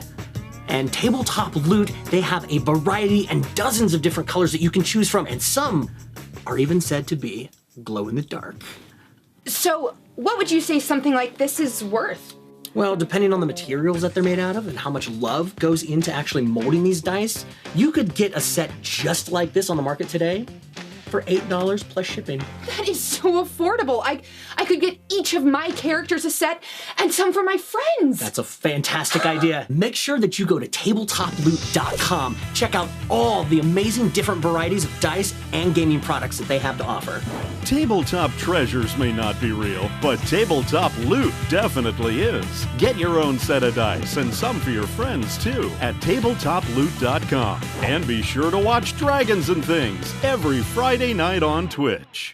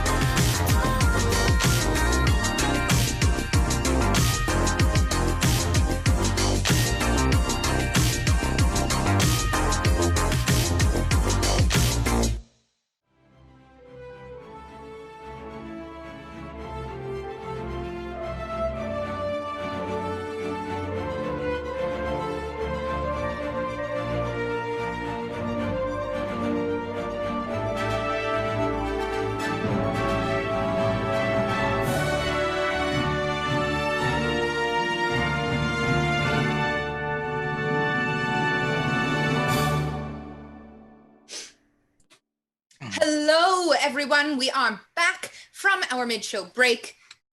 More crits and giggles? What do you say? Yeah, yes. Oka doga. Let's check in with chat, say hello, see what they had to say. Nah. That whole first half, we didn't say hello. While you guys are looking at comments real quick, I do want to mention this is our second to last episode of this season. Next week is our finale. And we may or may not have a few prizes. I'm not going to give you anything else. You'll have to tune in to find out anything about that. Just saying. What does chat have to say? Well, it looks like the dire boar has officially been named, and his name is Bori Manilow.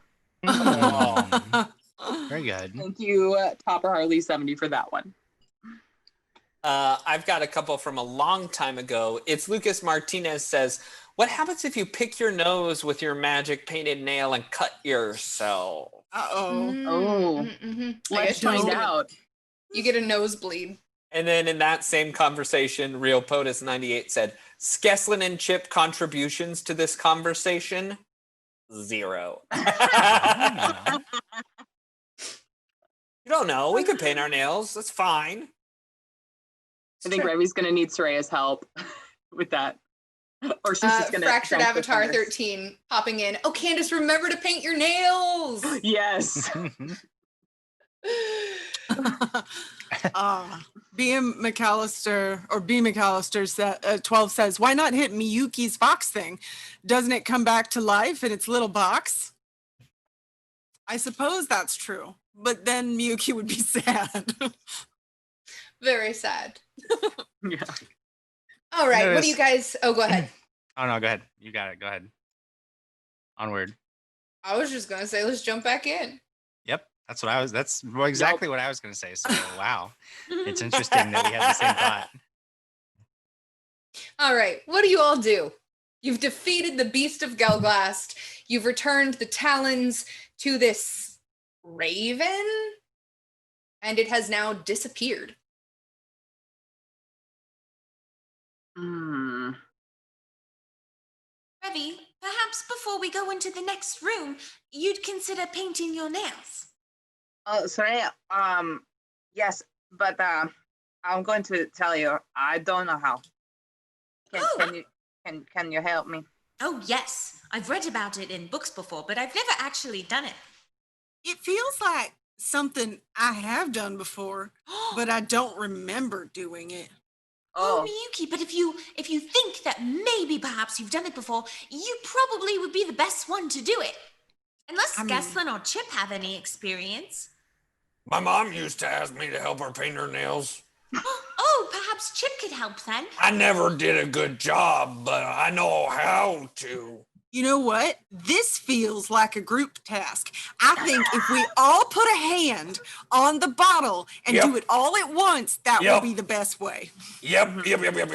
Absolutely. Kendra can help too. Okay. Revy takes the bottle out and sets it down and then extends her fingers and says, okay, go ahead. I think Chip's contribution is he's going to just grab onto Revy's hands and be like, okay, now sometimes when I was painting my mom's nails, it would hurt a little bit. So here, I'm going to just hold it real tight so it doesn't hurt at all. Okay. Oh, I don't know if I like this. I don't think it's supposed to hurt. Perhaps, what were you I doing? should try. I don't know. I mean, I was painting with acid? No, just paint the nails. I'm gonna grab the polish, and I'm gonna say, "Okay, Revy, are you ready?" Okay. Let's make a count. Okay. Miyuki, cover her eyes. Cover her eyes. I'm gonna just paint her like first finger, but not well, and it probably goes all over, like if a 5-year-old did it. Oh yeah, it's all in her cuticles. Yeah. I'll try, I guess. Yeah. Okay. Miyuki, you should shake it, and then we could do every other finger a different color.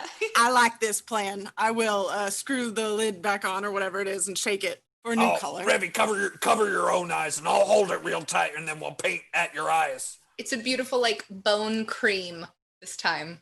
Oh, this should match your bones.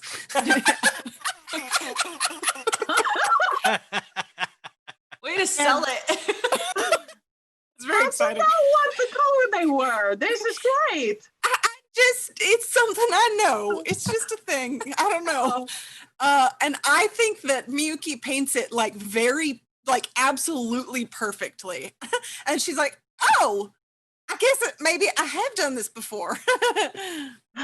Anyone else? Skeslin, would you like to have a go? I'll have I'll have my servant take a stab at it. The troll lady. It's a little brash. Oh, Remy, close your eyes, close your eyes.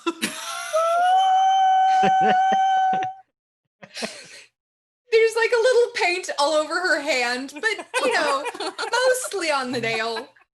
What color is it? It wasn't shaken, was it? I didn't shake it again. Oh, So okay. you've got 1 red and 2 cream. And two Wait, foam cream. I gotta give him my effort here. Oh, don't forget to shake it. Chip will shake it up. What color is it this time? It's like a steel gray. No, he doesn't like that one. Shakes it again. Turquoise. Turquoise is great. Okay, and then he like dips it in aggressively, like just not good at. Don't worry, Revy, I've done this before. He's just painting nails, and it's everywhere. Well, you get the last 2 with that artistic maneuver. Call it artistic style where I'm from. Revy holds out her hand, and it's absolutely coated in multicolored paint. And she looks at all of them and she says, I'm beautiful now. Thank you. Revy, it is beautiful. You're like a work of art. I think you're very nice to do this for me. Thank you. Did we paint your toenails as well? Oh! And she rips off her boots and plops down on the ground like a those, you might need them later. Okay. Paint And she wiggles her little toes and says, okay, go ahead. I'm beautiful. Serena just does like a line across all of them. This time it's like holographic silver glitter just swiped across Revy's feet. Oh, it's perfect. Oh, and it's so sparkly. You can see how dangerous your toenails are. I mean, yes. Yes. That's 1 hand and 2 feet. Should we do the other one? The other hand? Revy takes the bottle and shakes it up and takes her fingers and just pokes into the bottle with each of her fingers. What color was it, Jamie? Lime green. Oh, yes. I mean, that's pretty much how we used to do it back in the day, but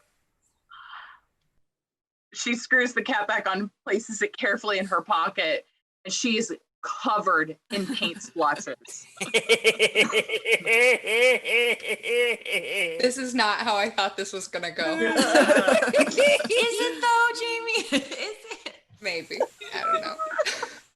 So Jamie, real quick, with the powers that my nails now possess, other than artistic ability, what do I roll for? It's extra. If you hit with one of your claw attacks on your hands, you will add 1d3 bleed to the damage. Bleed to the damage. Got it. Thank you. Once per each hand.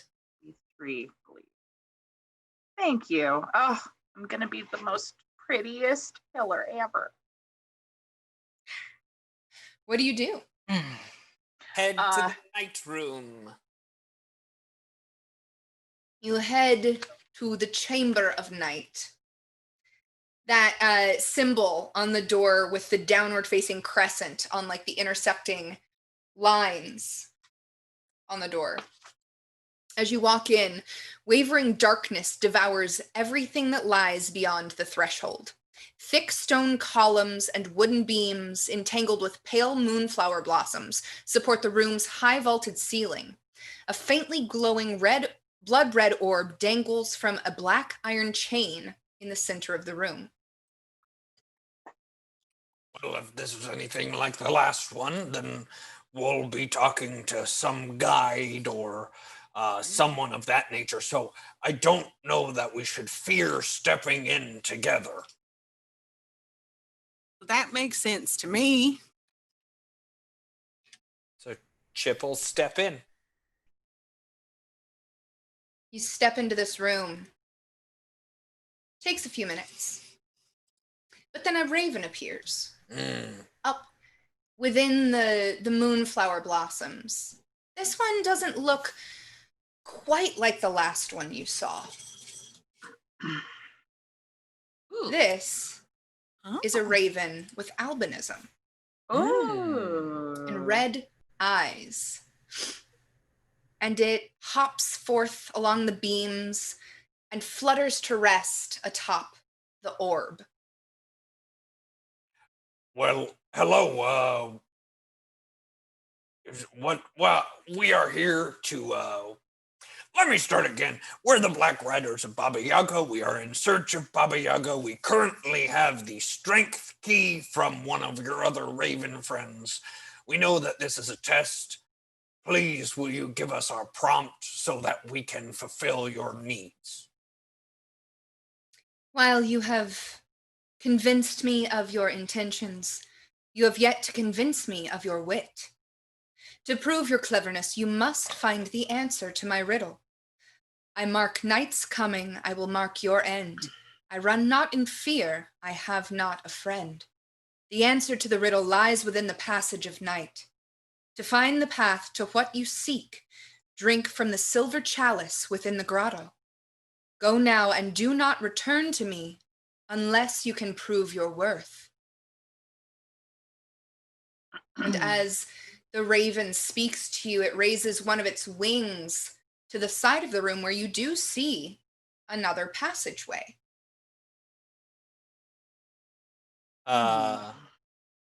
Yeah, Chip will just head down that way. But can we know which challenge to open? In just a moment. Okay. Yeah, Chip will head down the passageway. Is everyone following? And Yeah. Yep. Oh yeah. Rev is following. I'm gonna hang back. Skeslin. Skeslin. Yeah. Oh. I wish you hadn't done that back there, and I'm really sorry. I don't know what's come over me, but there was something in that room that made me hurt things, and I'm a little scared because I fear that I kind of liked it. Well, I got a couple of points. First of all, you didn't really hurt the troll lady. I mean, she's probably still around because I mean, you saw her nearly cut her own leg off, and then you come up and you zap her with the negative energy, and all of a sudden, she's fine again. So that, in a way, you actually were healing people, so not hurting. Second, you use magic all the time to hurt our enemies, and that was one of our enemies. So you zap it. It was a little Yes, different than you're used to.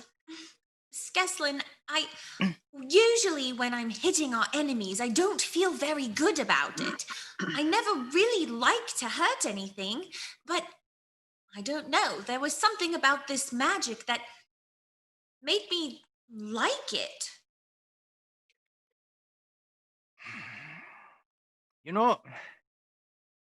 I don't think you have to worry too much about it. I don't know, Skeslin. I think I might be broken as an adventurer. That's nonsense. You see, the further we go, and the more that you have to use your magic, and we keep fighting all these enemies, things that are trying to kill us, and things that are trying to kill other people. And I think it's perfectly fine to take a little pleasure in giving the hurt back. You don't have to be afraid of that. That's fine. And as far as what happened to me, I mean, it was a purely tactical decision. You had already been hurt. Was fairly unscathed. I figured I could absorb the hurt and Chip would will it away like he does. So don't think anything of it. Okay, fine, but promise me that if it happens again, well, I don't know, actually, but it does make me feel a little bit uncomfortable. Listen, I think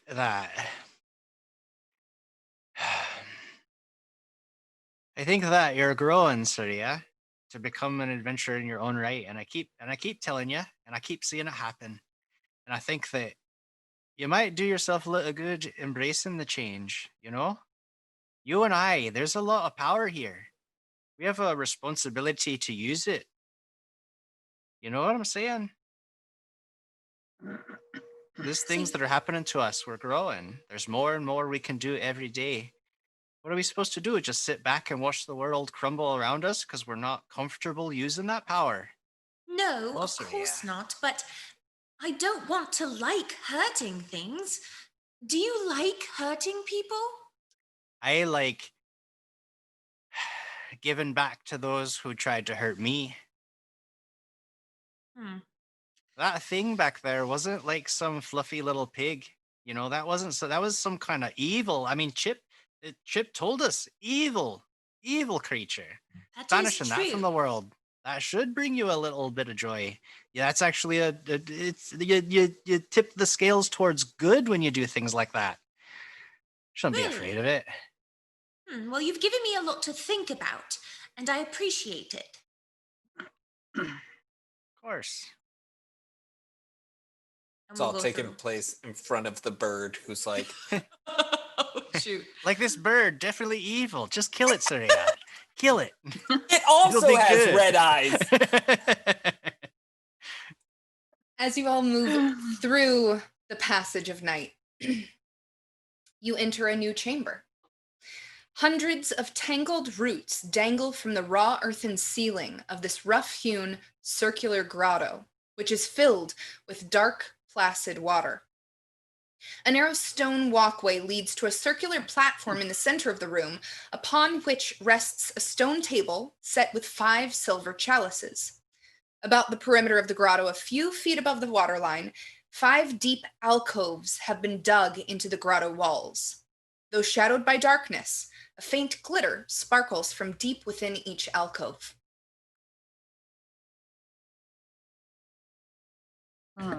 Hey, this looks kind of like your toenails, Revy. Yeah.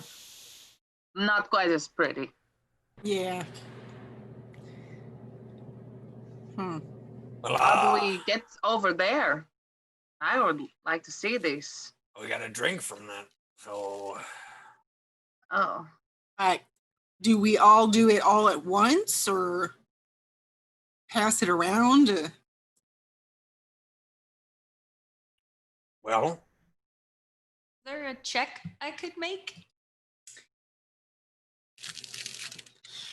Have you walked up to the center, the table in the center on this platform? Not if Chip and Revy and Miyuki haven't. I mean, we'll do it. Yes. We'll walk forward. Yeah.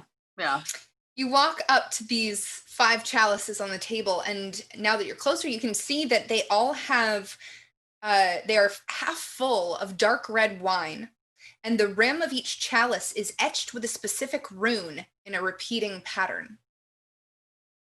I put my glasses on and look at the runes. It's magic juice. Oh, magic juice! Oh, how very odd. You can see marked on each, sorry, hold on just a second.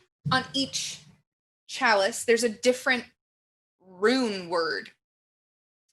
Going from left to right around the table, they read apple, hourglass, mirror, athame, and key.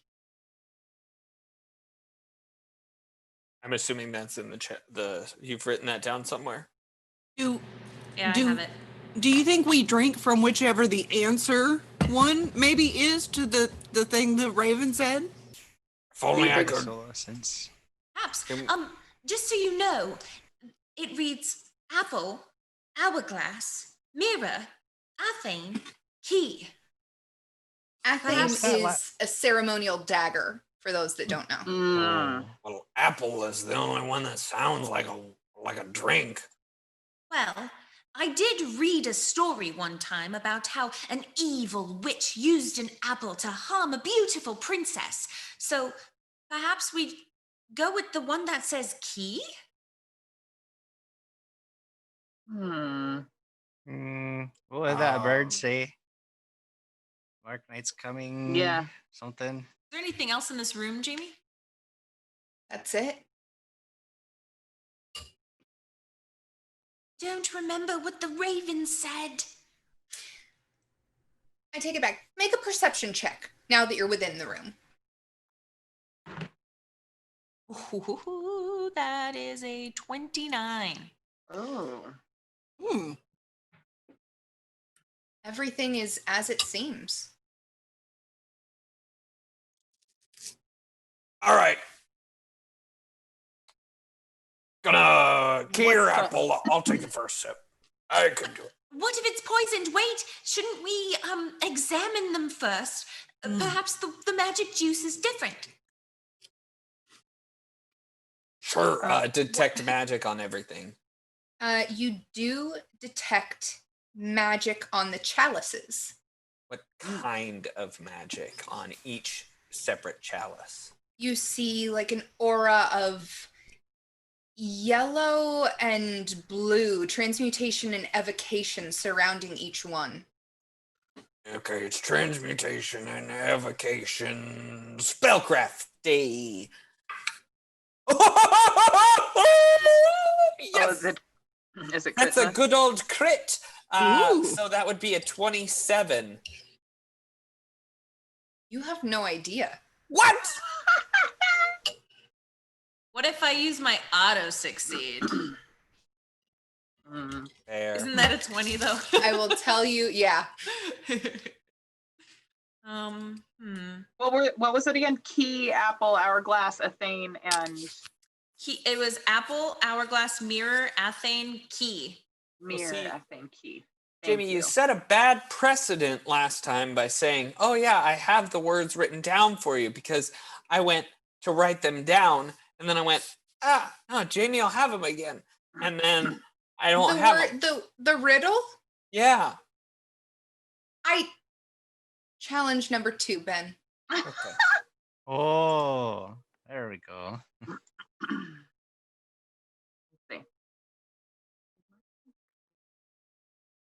I don't think it's an apple. No. I don't think that at No. all. I'm gonna pick up the one with the hourglass on it. I'm gonna take a drink. Wait, no, As you touch the chalice marked hourglass, that shimmer in the alcoves, one of the alcoves actually glows bright. Ooh. It is the 4th from left to right around the circle. And over in that alcove, you see an hourglass locked in a cage. Looked in a cage. Well, that's not very good. Oh, no, wait, I can deal with that. I can take care of it.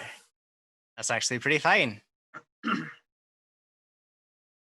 Okay, what separates us from these alcoves? There's like water. There's water.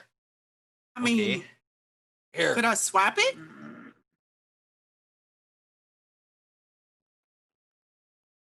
Is it deep water? It's dark in here. You can't quite tell the depth of the water, but you can't see the bottom easily. Hey, Skeslin, do you think you can go get that?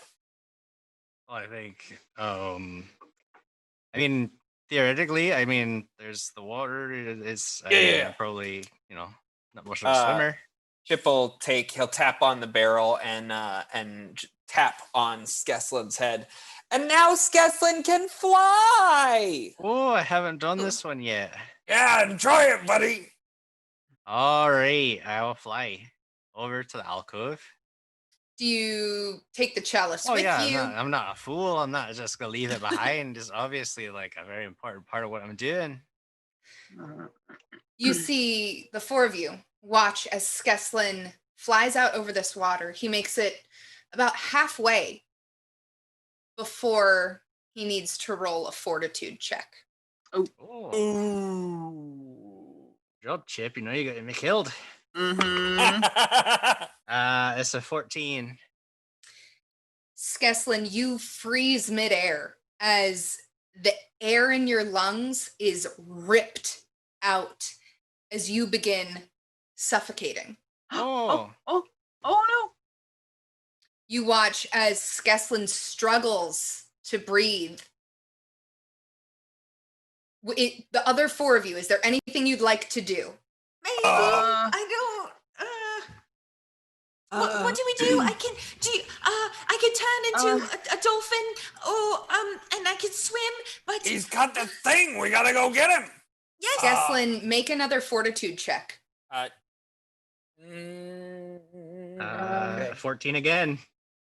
Oh boy. make me fly, Chip. Make me Skeslin. fly. I can only do it You once. are now unconscious and reduced to 0 hit points. Okay. Oh my gosh! Does he uh, fall? Does he fall? Hang I on. mean, I would. He's I still- think I'd yeah. probably fall in the water. Can Wait. Mage Hand Requires hold a mental effort person? to stay above. Mage Hand cannot hold a person. Ah, if only. How far did he get? About halfway. So how far is that? 20 10 feet? feet. Okay, so Chip will cast Enlarge Person on himself and reach out and just grab Skeslin and try to pull him back. You grab Skeslin and pull him back to the center. Skeslin, one last fortitude check. Oh, please, Skeslin. Can I heal him? There's a 2 on the die for a total of 6. You are now at -1 hit points and dying.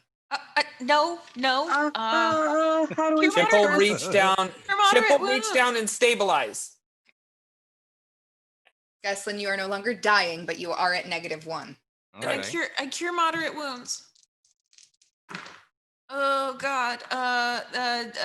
6, 8 plus 7, so 15. Do we need more cure moderate wounds?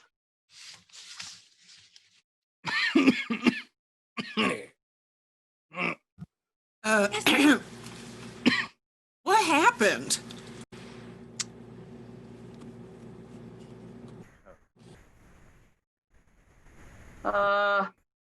Well, now this room make me nervous. Do you think that wasn't the right way to go? Or are we supposed to go in the water? Or Well, this is what Should I I think. try? This is what I think. There are 5 cups and there are 5 of us. Maybe we all need to pick up, each one of us pick up a cup.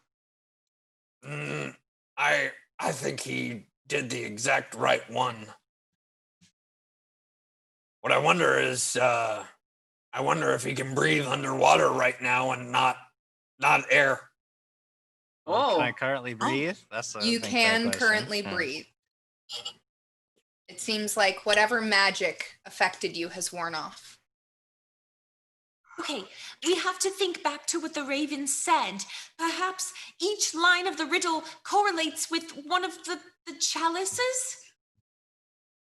Well, let's see. What was it? I mark night's coming.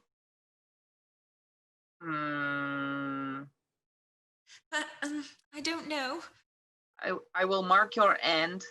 Perhaps that was the hourglass? I run not in fear. I have not a friend. Hey, here's what we do. I got a nice rope. Skeslin, how are you feeling? Please don't Oh, make him so go again. wonderful, Chip. I know that this is gonna be real rough. You can still fly, correct? Oh, I can still fly, Chip. Okay.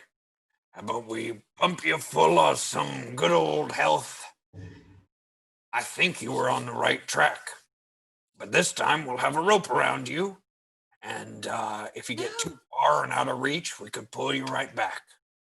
I can don't think stabilize you. that's a very good. I mean, I don't understand what we're doing differently here than before, except introducing a rope to the equation. If I go right back over there, like I did, I don't see why the same thing wouldn't happen. Amy, can I examine the water? Sure. Okay. That's gonna be a 26. 26. The water looks placid, very still. You can't quite make out the bottom, but there doesn't seem to be anything within the water. Chip, Yeah. Why don't I grab the chalice and try to swim to the other side? Oh, hold on. So yeah, I understand. I actually understand that you're seeing that I got hurt and that you might want to step in, but I literally can swim far faster and better than anyone here. Well, So I can it would turn make a into a lot more dolphin. sense. That's true, and that's actually a good idea. I think. Skeslin, first, are you still not feeling great? Well, let me put it this way. I don't think there's anything that you can do at this point that's going to make much of a difference based on what just happened. So if this goes south again, of course, save my life. But I don't need you to waste any more of your energy on me at this exact moment. All right. Hold on to it.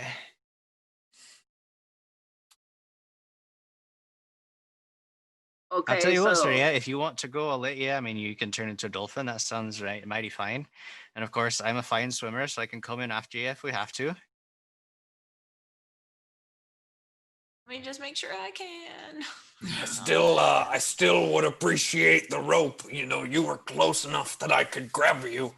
I'm huge right now. I'm a big guy, but if anybody gets further out, then we're risking more. If I've got a rope around you and I'm here, if you're in danger, I can stabilize and pull you over. All right, that's fine. Tie a rope around me if you want. I just didn't think that going back the same. It just felt like going back without any other kind of plan didn't feel like it was too much of a difference. I tie a rope around Skeslin. Or Soraya, who if she turns into a dolphin.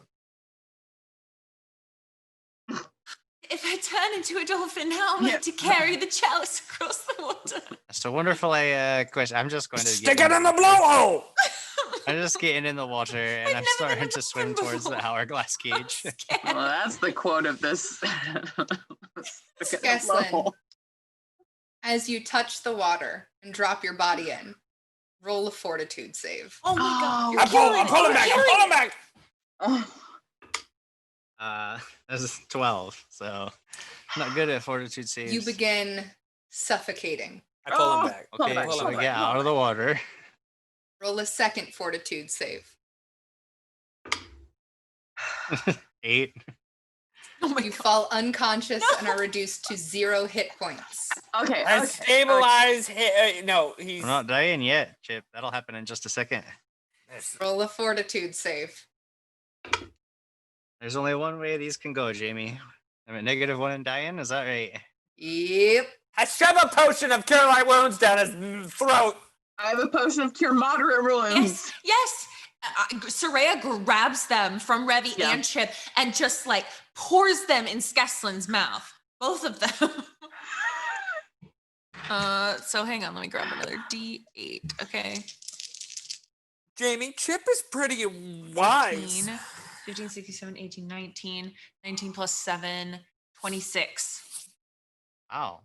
Feeling better every time. I get a little bit better. Okay, Chip, are you gosh. done Oh, that was like... experimenting on our friend? It's not an experiment. We have to do this to get to Baba Yaga. I don't think we have to do it exactly this to get to Baba Yaga, Chip. Just, this is definitely wrong. I was wrong. This is not right. No, going forward like this is not the answer. Doesn't matter we have a rope around me or not. I don't know, a different chalice. I was wrong. It's fine. It happens. But it isn't this one. And it isn't like this. Perhaps we all need to drink one. Perhaps she'll go and she'll grab the one of the mirror. Okay. And Revy will go over drink it. to the one with the Athane. Soraya, when you grab the chalice marked mirror, the third alcove, the center, lights up for a moment, and you do see, oh, sorry, not the third, the last one, the one closest to your right-hand side, lights up, and you do see a mirror, a hand mirror within a cage on the other side. I think we're all supposed to drink these, and then perhaps we can all swim to the alcoves together. But if it doesn't work, we will all suffocate and fall unconscious into the water and all die at the same time too. What was it that the Raven said in regards to what we had to show it? That we Wit. were wit? Wit. Hmm. I mark night's coming. I will mark your end. I will run not in fear. I have not a friend. I mean, that sounds like time, which makes Yeah. sense for the hourglass. Miyuki, roll a wisdom check. Okay. Just a d20 plus your wisdom modifier. 11.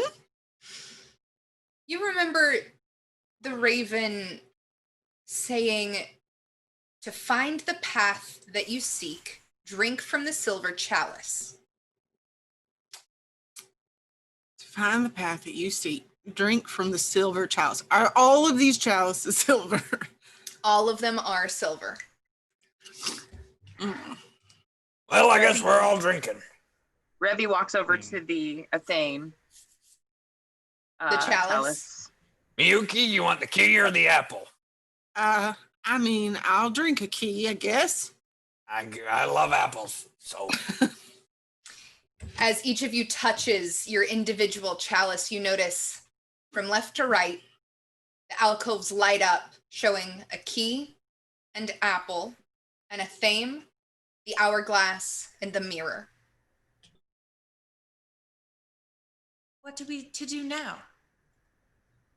Well, drink first, so let's all drink together. How about a cheers, huh? We've made it this far. Look at us, we're growing by the day, and well, honestly, when we all set out and we just were going on this little mission to go save a woman, who knew we'd end up here, huh? So cheers. I think ran a long time ago, so I don't know. Yeah, me too. All of it? Skeslin. I drank. Everybody drank all of it? Yeah. Ray and Well, that's the first thing I Skeslin, did. as you look around, you notice you haven't really been paying attention to anything than what's been happening at the table. You turn to look at the alcoves lit up and the ones that have your respective items. You now see stepping stones falling back into the water. There were stepping stones. As is the other happening? three drink, you see stepping stones rise from the water, leading to their items. All right, I'm in. I drink again. I don't know. Is there more liquid to drink? I drink. Okay. Don't give me that look, Jamie. I literally said I drink. That was the first thing I did. I pick up the cup. I drink. I don't want to say this when technicality. 5 of you are nonsense. talking at once, Jim, I can't hear who says I drink when. So sorry, I'm doing my best. Right. But it's funny, since you're gonna drink again, you notice that none of the liquid is gone in the cup. So you take Good. another drink, stepping stones reappear. This is magic juice. Step on your own stepping stones. Don't jump on anybody else's, or else you'll suffocate and die. Wait, let's. Should we all go together, or should we try one at a time again? Chip's already across. Well, I'm just kidding. in order to cross the stepping stones, jumping from the center to a stone and stone to stone, I will need an acrobatics check. You can make Great. 2 acrobatics checks per turn. We're going to roll initiative, so everybody gets to act when they would like to.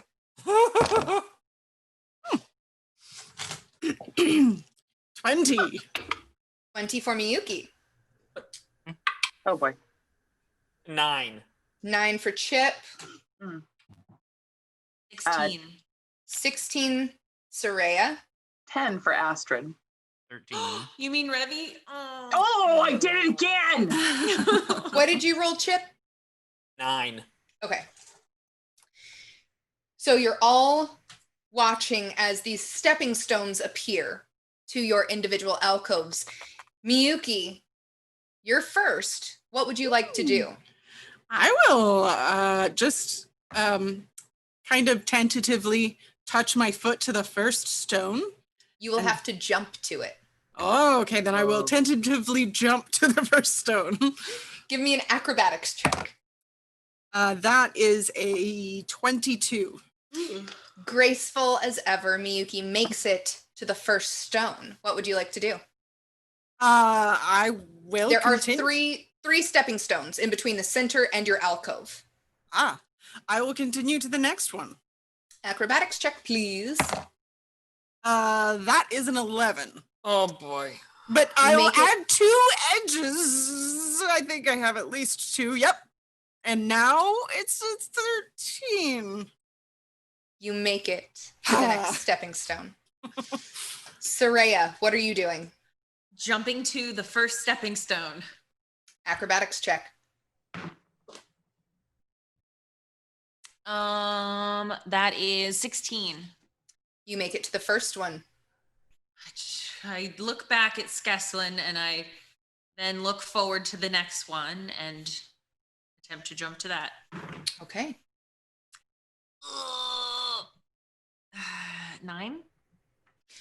You go to jump, but something catches you and you like skid to the edge and you don't make the jump. You're Anything still else on the happen? first Oh, okay. stepping stone. Okay. Skeslin, Just waiting. just now. waiting. Just waiting. I want to see what happens. Revy, Revy is going to attempt that first stepping stone there. okie dokie. Let's see. That would be a dirty 20. Revy takes a running jump for the first one and makes it to the first stepping stone. She'd like to try it one more time. All right. Let's see here. 16. You've never seen a dwarf jump better as she makes it to the second. Chip, You know, Skeslin, I think you could probably just like fly. I've had enough of land. your suggestions. I've almost died twice listening to you, so thank you. Saying. Continue on your way. Do Mr. we Chip. all have to, are we sure that we all have to go? Because Well, we'll find out real quick, and then I'll be fishing you out of the water, won't I? yeah, you might be. I'm not very nimble on my feet. I'm a big guy, you know. I just never had to jump a lot. So Make yourself fly. I can't. I already made you fly. You only do one thing a day? I chose to do that today. I like to spread out what I'm able to do. Skeslin, come on. I mean, like, you are the one that can only do like 1 or 2 spells, but Revy turns to Chip and says, "Why you not coming, chicken?" nobody. as she says that, we will I'm move to jumping! Miyuki's turn. Chip, Chip spent too long talking. Revy called Miyuki, me a chicken. what would you like to do? I would like to jump to the next stone. All right, make that acrobatics check. Okay, that was weird. That is a 9. Like Soraya, you see her like skid and stop in fear, and fear kind of overtakes you. This time you don't make that jump. You want to try again? Yes. All right, trying again. That is a 19. This time you get enough bravery. Make it to that last stepping stone. You've got one more jump till you're in the alcove. All right. Soraya, you are on the first stepping stone of your 3. What would you like to do? I attempt to jump to the second one. All right, roll me an acro check. I attempt again to jump to the second one. How bad was it? It was a 3, so 6 Okay. total. Okay, try again. Oh, okay, that one's a 16. You make it to the second stone. Oh gosh. Skeslin, you still waiting? So, no, I'll go. But since I can fly still, but I'll play the game. I don't want to test anything too much. I want to go from stone to stone. So I kind of want to jump, but I'm curious if you would allow almost like little like boosters over with the fly, and I could make a fly check instead of acrobatics.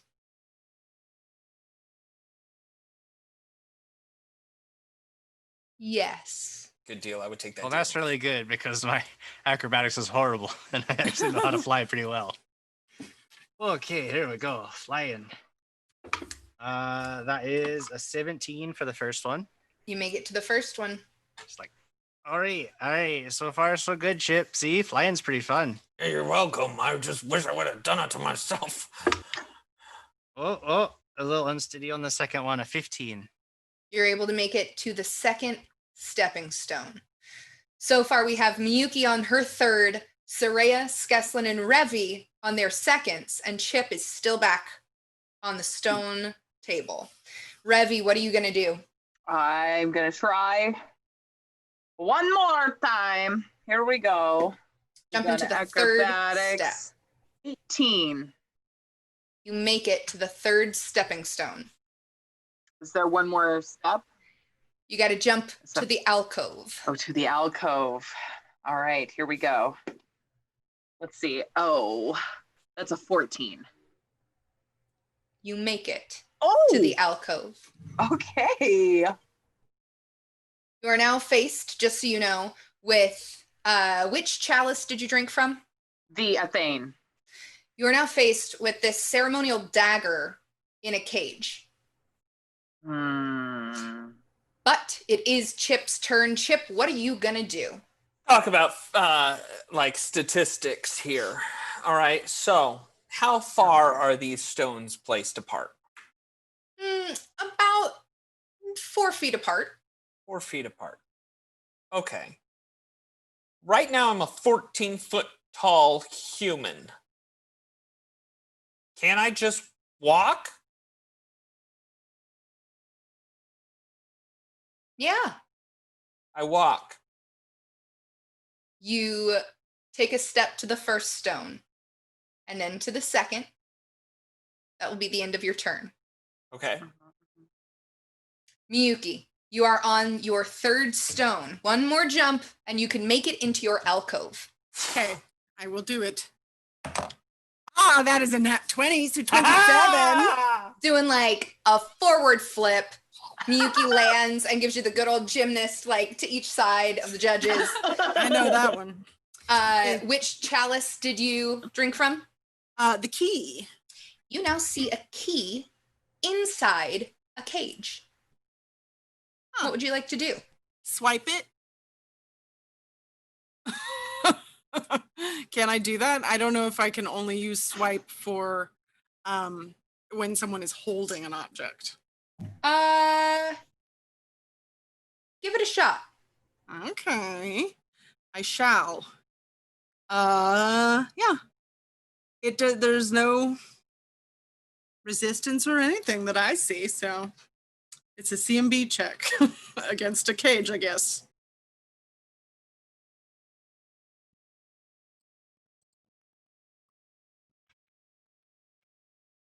Good cage. Bad cage. Just take it. What was that check? I roll with the CM bonus for this. You roll with your charisma bonus. My charisma bonus. That is a 12. You get a hold of the key within the cage, but it kind of like slams sideways against the bars instead of pulling through them. You think you might be able to get it. Okay, I'll reach. Hold your breath, Kendra. I'll reach and see if I can get it. Before you do that, we're going to move on to Soraya. We'll be back next turn. Soraya, what are you doing? You're on your second stone. Attempting to jump to the third stone. All right. Oh, and that might help. 11, 12, 13, 14. You make it to your third stone. Try to jump to the alcove. Ooh, okay. 14, 15, 17. You make it to the alcove, and you now have an apple in a cage in front of you. Mirror. Hopefully not an apple. We messed up! We messed up! Skeslin, you are on your second stepping stone. What do you want to do? I just gotta go forward. 24. Oh, yeah. And there's one more. 28. In the alcove with the locked hourglass. Revi, what do? You see this cage locked in front of you. I think Revy would like to try to break the lock on this cage. Is that Okay. a possibility? Yes, it is. What would I have to roll for? Anything specific? If you're just like trying to hit it with your sword, roll to hit. Oh, okay, great. Oh, that's definitely not going to do one thing since I rolled a 2. So You rolled a what? I rolled a 2, so that would be an 11. It's an inanimate object. It's usually a hit. So what happened was Revy pulled out her broadsword, but she's got too many things in her hands, and it just kind of fumbles everywhere, and it slaps the side of the cage there, and then she says, "Oh, okay, I'll try again later." Well, you may not have broken the lock, but you do damage the cage itself. Some of the joints. Seems they're a little weaker than you thought. Oh, okay. Would you like to take another hit? I would. That sounds like fun. Let's see. Oh, that's better. Okay, that'll be a 26. Oh, you smash this cage. You can now take the item in front of you. Wonderful. Chip, you're on the second stepping stone. Walk the rest of the way. You are in the alcove. Miyuki. I want to grab that key. You reach, finagle it a little bit, and you're able to get that key out. Yes, I did it. Kendra, look. You have one more action this round. What would you like to do? Should we go back now once we have? Yeah, I think that's a good idea. Okay, I will try to go back. All right. Jump to the third stepping stone. Roll an acrobatics check. That is a 9 again. You want to go, but screaming this question, you're not really paying attention. You stop yourself before you fall in the water. Kendra, I'll step on you if you stay there.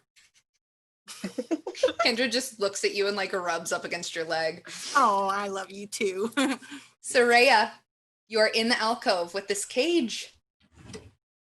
Big is the cage? It's about 1 foot by 1 foot by 6 inches. Can it be carried? It can. How heavy is it? I'd say probably 15 pounds. Yeah. What kind of metal is it made out of? Sorry. Iron. Can it be melted? With a very, very hot fire? I don't know how to get into it. I don't know how to pick locks, and I can't smash things like Revy. Bring it back to the middle and yeah, that's what Revy I was will thinking. smash it. Or I could burning hands and try to stretch, but I don't know if that'll work. I will pick up the whole cage and attempt. This is a bad idea. An attempt to hop back. Okay. You pick up this cage, try to jump to the first stepping stone. 15. You make it to the first one. Was picking up an action?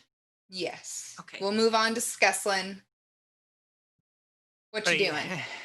I will cast. There is a lock, right? There's a clear locking mechanism of these Yes. pages. All right, so I'll cast knock. I'll put my hand over the lock, and 27, which would get through an average lock. The lock swings open. All right, so I'll grab that thing, and that's probably all I can do. You can have one more. Oh, you picked it up. Yes. Yeah. Okay. Yep. Revy. Revy's going to pick up the Athane, and she'd like to turn around and try to head back. Okay. All right. Let's see. 23. First stepping stone. All right. Chip. Chip is going to use his spiked gauntlet to like reach in there and poke the apple and then bring it out. If a key wouldn't fit through, I don't know how you're expecting an apple to. Fine. I thought it was a very small apple, and my spiked gauntlet was like Wolverine's claws, but fine. How large do you think these spikes are? When I'm very large, I'm thinking they're like a foot long at least.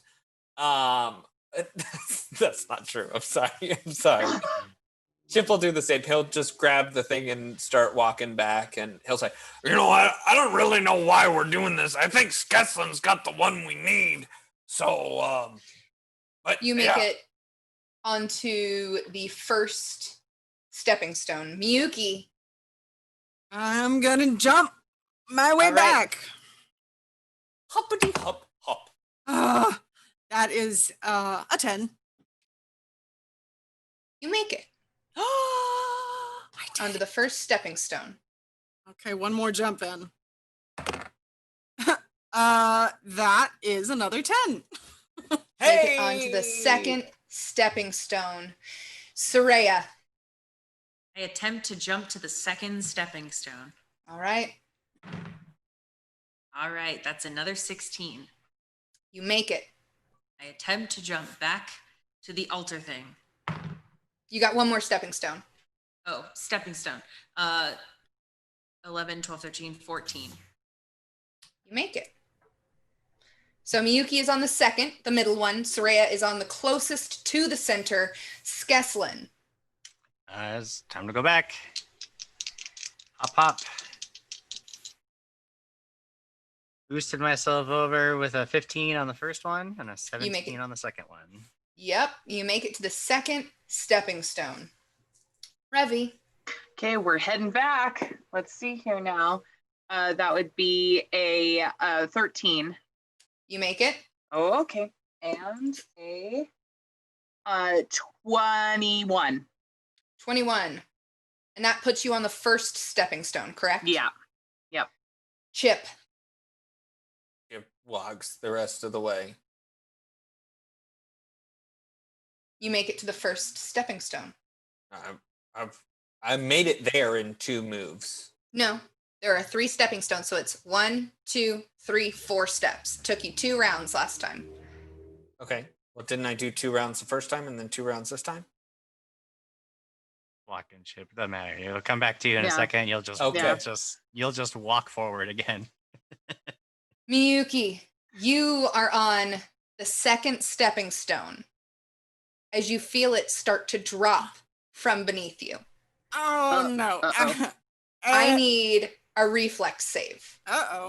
Reflex. You see, Jim, that's why you don't just say you'll just walk next time. Fine. 16. You're fine. She's fine. 16. You make it. You jump as quick as possible. Make it to the first stepping stone. One more reflex save as this thing drops from beneath you. That is a 25. You successfully make it back to the center with key in hand. Soraya, this thing starts dropping out from under you. I need a reflex save. No. Reflex save. Oh no. I got a 1. Oh no. This rock begins to drop from beneath you. And you go to jump, but these rocks are wet. Can I throw the cage? Touch the water. And I need a fortitude save. Oh no. You kidding me? Okay. Well, I have a high fortitude, but I rolled a 2. An 8. All of the air is ripped from your lungs as you begin to suffocate. No. Skeslin. I will abandon what I'm doing. I will fly over above where Soraya is laying in the water. And I will grab her. And I will attempt to just fly back to the center where the table is. I'll say you can fly to her and grab her this round. All right. Revy, I need a reflex save. Reflex save. Let's see, 17. 21. You are able to jump to the center safely. Chip, reflex save. Thanks, Jim. Just It's not my fault. To be roll fair, that dice. to be fair, I just wanted you to stop arguing. Jamie made the decision. Now I'm arguing with you, Jim Jam. Now I'm arguing with you. Because I have a minus because I'm large now. Oh! Build a Okay. good character then. roll it. Dirty 20. You safely make it back to the center. I took an 18 on the die there, Jim Jam. Get out of here. Build a better character. My character's great. I love my character. You get out of here. Miyuki, is there anything you would like to do as you turn back and see Skeslin's flying, trying to pull a struggling Soraya from the water? I mean, are they too far away from me to be able to like reach from? Yes. Okay, what if I tried animating rope? So you pull rope out of your bag, and what would you like to do with it? Basically, have it wrap around Soraya if I can, and just help pull from the shore or wherever it is that I am. Yeah. I will actually give Skeslin an aid as he attempts to fly with her this time. Okay, awesome. Soraya, make a fortitude save. Oh boy. No. It's another one. You begin to fall unconscious, and you are reduced to 0 hit points. Oh no, why? Skeslin, you have Soraya in your arms. Miyuki is aiding you, helping you guide back to the center. Mm-hmm. Roll me a check. Ooh, 19. It's not graceful, but with Miyuki's help, you land on the center platform with an unconscious Soraya. Revy, Chip, is there anything you'd like to do? I'll give her a potion to cure light wounds. Yeah. I All also right. have one if you need that. Roll your healing. But you've seen this happen.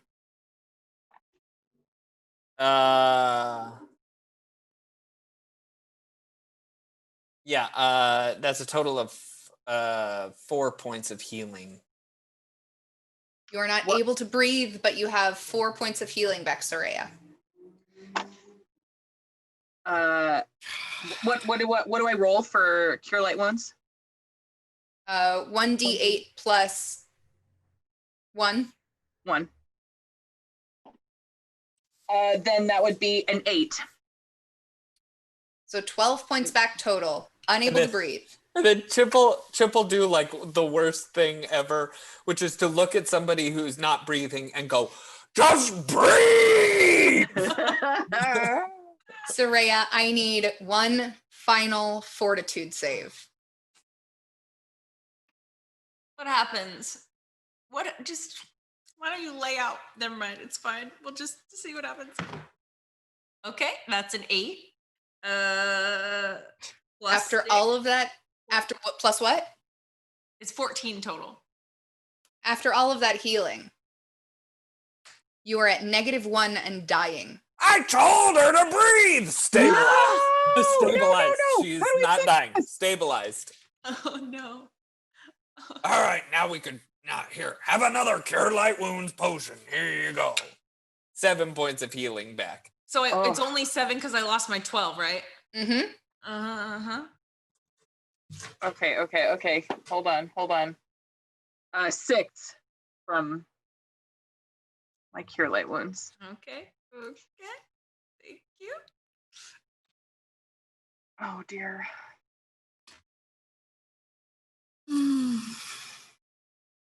All right. Well, we did it. We got them. I'm pretty sure the 4 of us didn't need to go over there, and just Skeslin needed to. But We got them all. So let's go take them out of the boxes and go show the bird. Chip, it's as you're saying this that you start to not feel great. I need a fortitude save. Excuse me. Can I breathe yet or no? You can breathe, Katie. Yes. You start to breathe. The magic has left you. 11.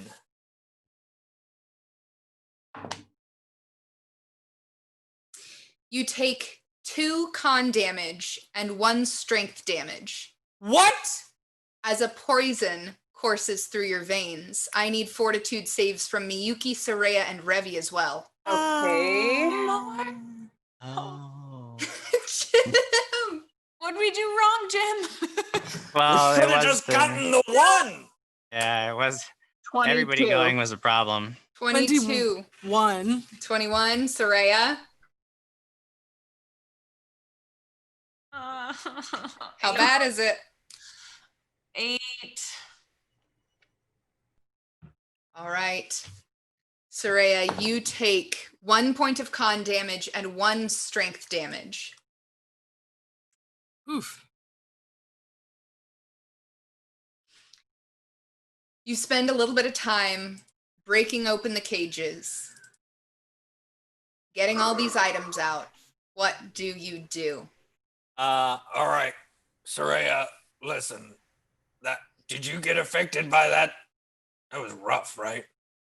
Yes, I don't feel so good. Here, take this potion, and that's all we got. I could fix it tomorrow, but yeah, for right now, we're gonna have to subside on this. And so Chipple cheers her, and we have 2 potions remaining of lesser restoration, and now they are gone. Oh, thanks, Chip. What does that do for me? 1d4 plus 1 to 1. 1 of those damages. Okay, I will just take back my con score That's what I did too. because strength does me nothing. What do you all do? Well, I think it's time to show the bird, yeah? Yeah. Should Yeah. we chuck these other ones that have no meaning? Listen, Chip, I know you're grumpy, but let's take all the things. Okay, we'll take Just all in of it. case. In case anybody needs this apple. No, I gotta Oh, tell you, what if it's Chip. like a thing that continually happens, that we've taken the wrong thing over and over again? I've already learned that mistakes like that can happen. Let's Chip, the leave them. We don't need them. The entire point of this room has involved time, and the longer we spend talking about everything, something bad is going to happen. We should go. So leave the things that we don't need and just take the hourglass. Boy, you're going to be so mad if you're wrong about this. I like you, Revy. Let's go. Okay, let's go. You make your way back into the Chamber of Night.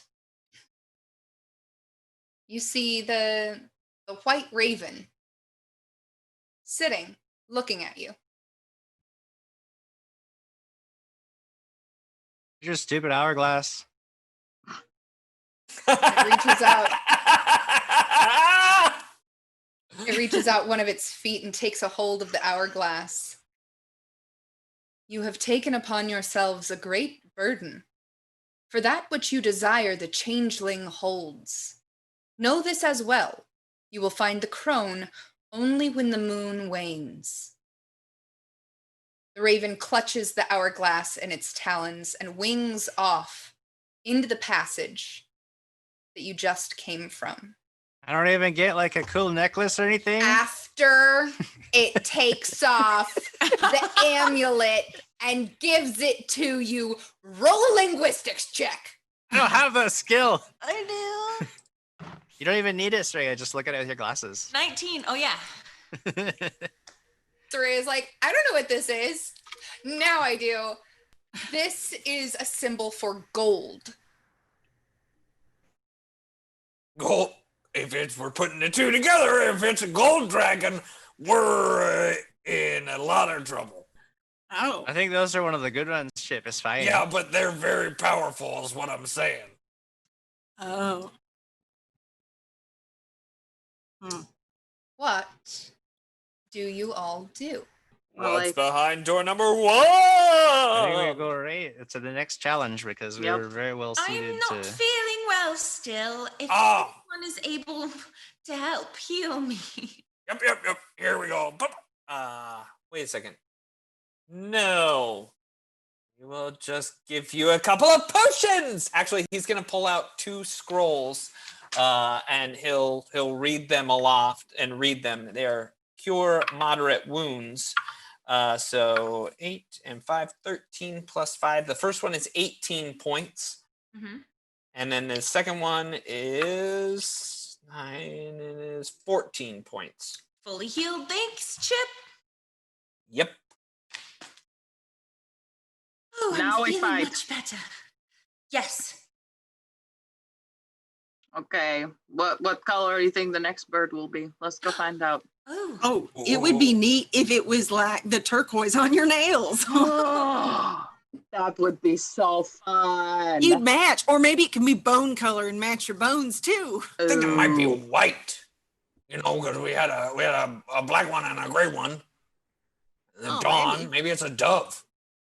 Oh. Well, let's go. I'm sorry. Ben, do you think doves and ravens are the same bird? Yeah. What I think all birds are birds. All right, you walk through the last door. Flowering vines drape the wall of this chamber. Winding, pebble-strewn pathways weave through a magnificent garden of honeysuckle and lilac. A pale, warm light fills the room, emanating from a stone-lined pool of water in the center. The purple and orange reflection of early morning sky glitters upon the pool's surface. As you enter the room, another raven flutters down from a nearby shrub and perches at the pool's edge. All right, bird. Tell us a riddle or something. Let's go. We're all really tired and we've had a long day. And we only got to get high one time. It's making me cranky. The bird What do you continues to stare. What he means to say is, hello, we are the Black Riders of Baba Yaga. We are searching for Baba Yaga. We've got 2 keys right now, and, well, we're looking for the 3rd.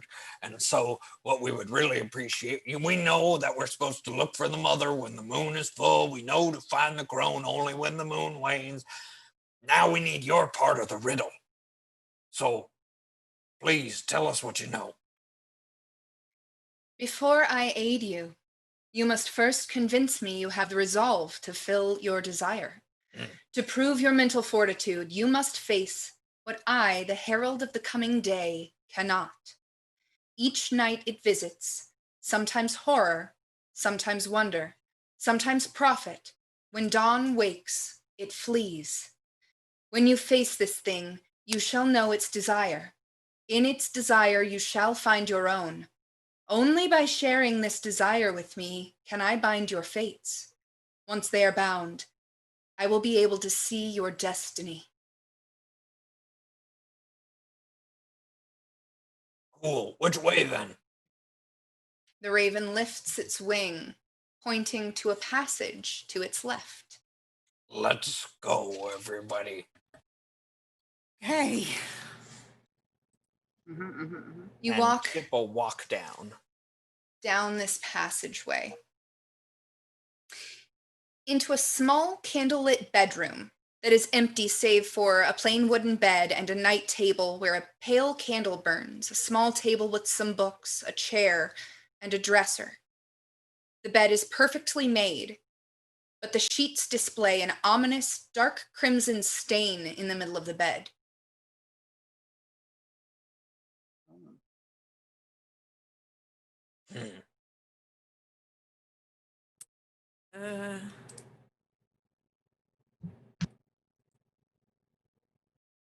Well, walking up towards the bed. Perception. As you walk towards the bed, a shape rises from within. I'll show you what this shape looks like as it rises out of the bed, forming from mist almost. You see this. Yikes! That is a floating woman with white hair and scary eyes. And she looks ghostish. You can roll a perception check. People that are watching, though, it's really funny, Jamie. You are blocking off 100% of her face. Let me see if I can move it down for you real quick. 21. 21. Soraya, this person looks a lot like the female Yedwiga that were in White Throne. Ooh. Anyone with knowledge nobility. Ah. And roll. Aha. I have that. Too good. Too good. Too good. Well, it's an 11. Total? Did you add your bonus? Yep. I rolled a 4. Oh no! I don't succeed.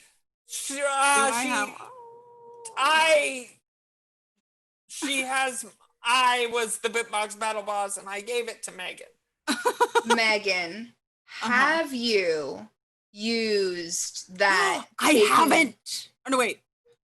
I used it last session. You did rest last session too. That's true. I mean, no. I will use my 1 time 20. Ooh. You recognize this thing as the form of Yelizaveta, the 13th daughter of Baba Yaga and queen before Elvana of Irison. And we'll pick it up next time. Oh, Ba-ba-ba. No! Well, I Can't we keep had going? fun. Let's just keep playing. Chat wants us to keep playing, right? Yeah. I had a lot of fun playing with you guys. I like puzzles, and I like when you guys struggle with puzzles. It's fun. oh boy. Let's say hi to That chat, boo-boo. see what they have to say, and say hello. Zach Attack saying that was a stressful night. No kidding. Oh my gosh.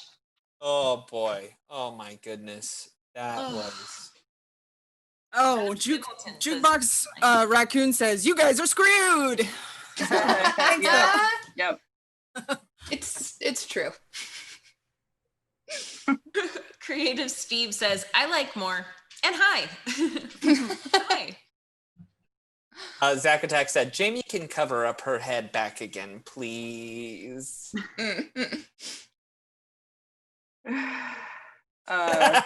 Elricosis 81 said the same thing. I prefer the Jamie head that was on there. Delirious just said the goat wouldn't have failed the trial.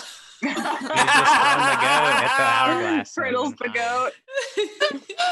Oh no. Oh, Fractured Avatar 13 and Jukebox Raccoon are making a couple of guesses as to what this is. A banshee or a witch. Not sure. Holy mackerel. That was intense. Earlier, Silent Day Itch said, Skeslin and Soraya sitting in a tree. SLAYING. That's amazing. That's good. That's really good. Oh my goodness. Oh, I had too much fun tonight with you guys. I mean, is that possible? Too much fun? I don't know. No. Never.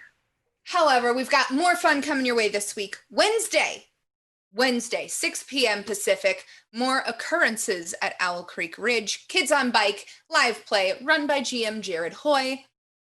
Thursday, by GM Megan Caves. Why do I always go the wrong way? Down there, 1 p.m. on Thursday, The Department of Mysteries, Savage Worlds, Ripper, Victorian Horror, Horror.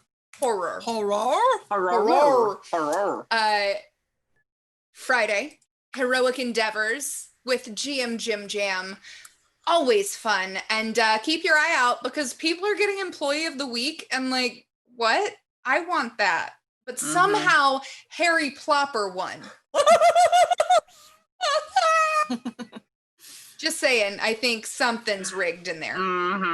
Then Saturday, we have Things in Space, 6 p.m. Pacific. Wow, my brain just went blank. Things in Space Saturday. We have some awesome character art out on all of our socials. Check that out. Take a look at the amazingness of this artwork of our characters. It's pretty cool.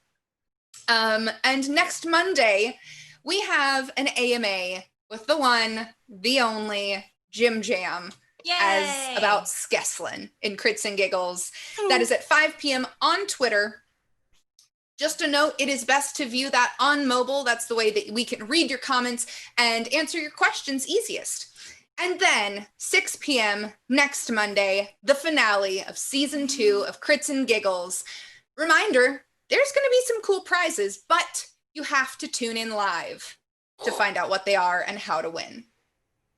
But for now, we'll put a bookmark in our little storybook and say, we love you, Dat Fam. You're the best. Jamie, before we go, I do have to say that Trill Surge just resubbed they've resubbed for 32 months. Oh, Trill.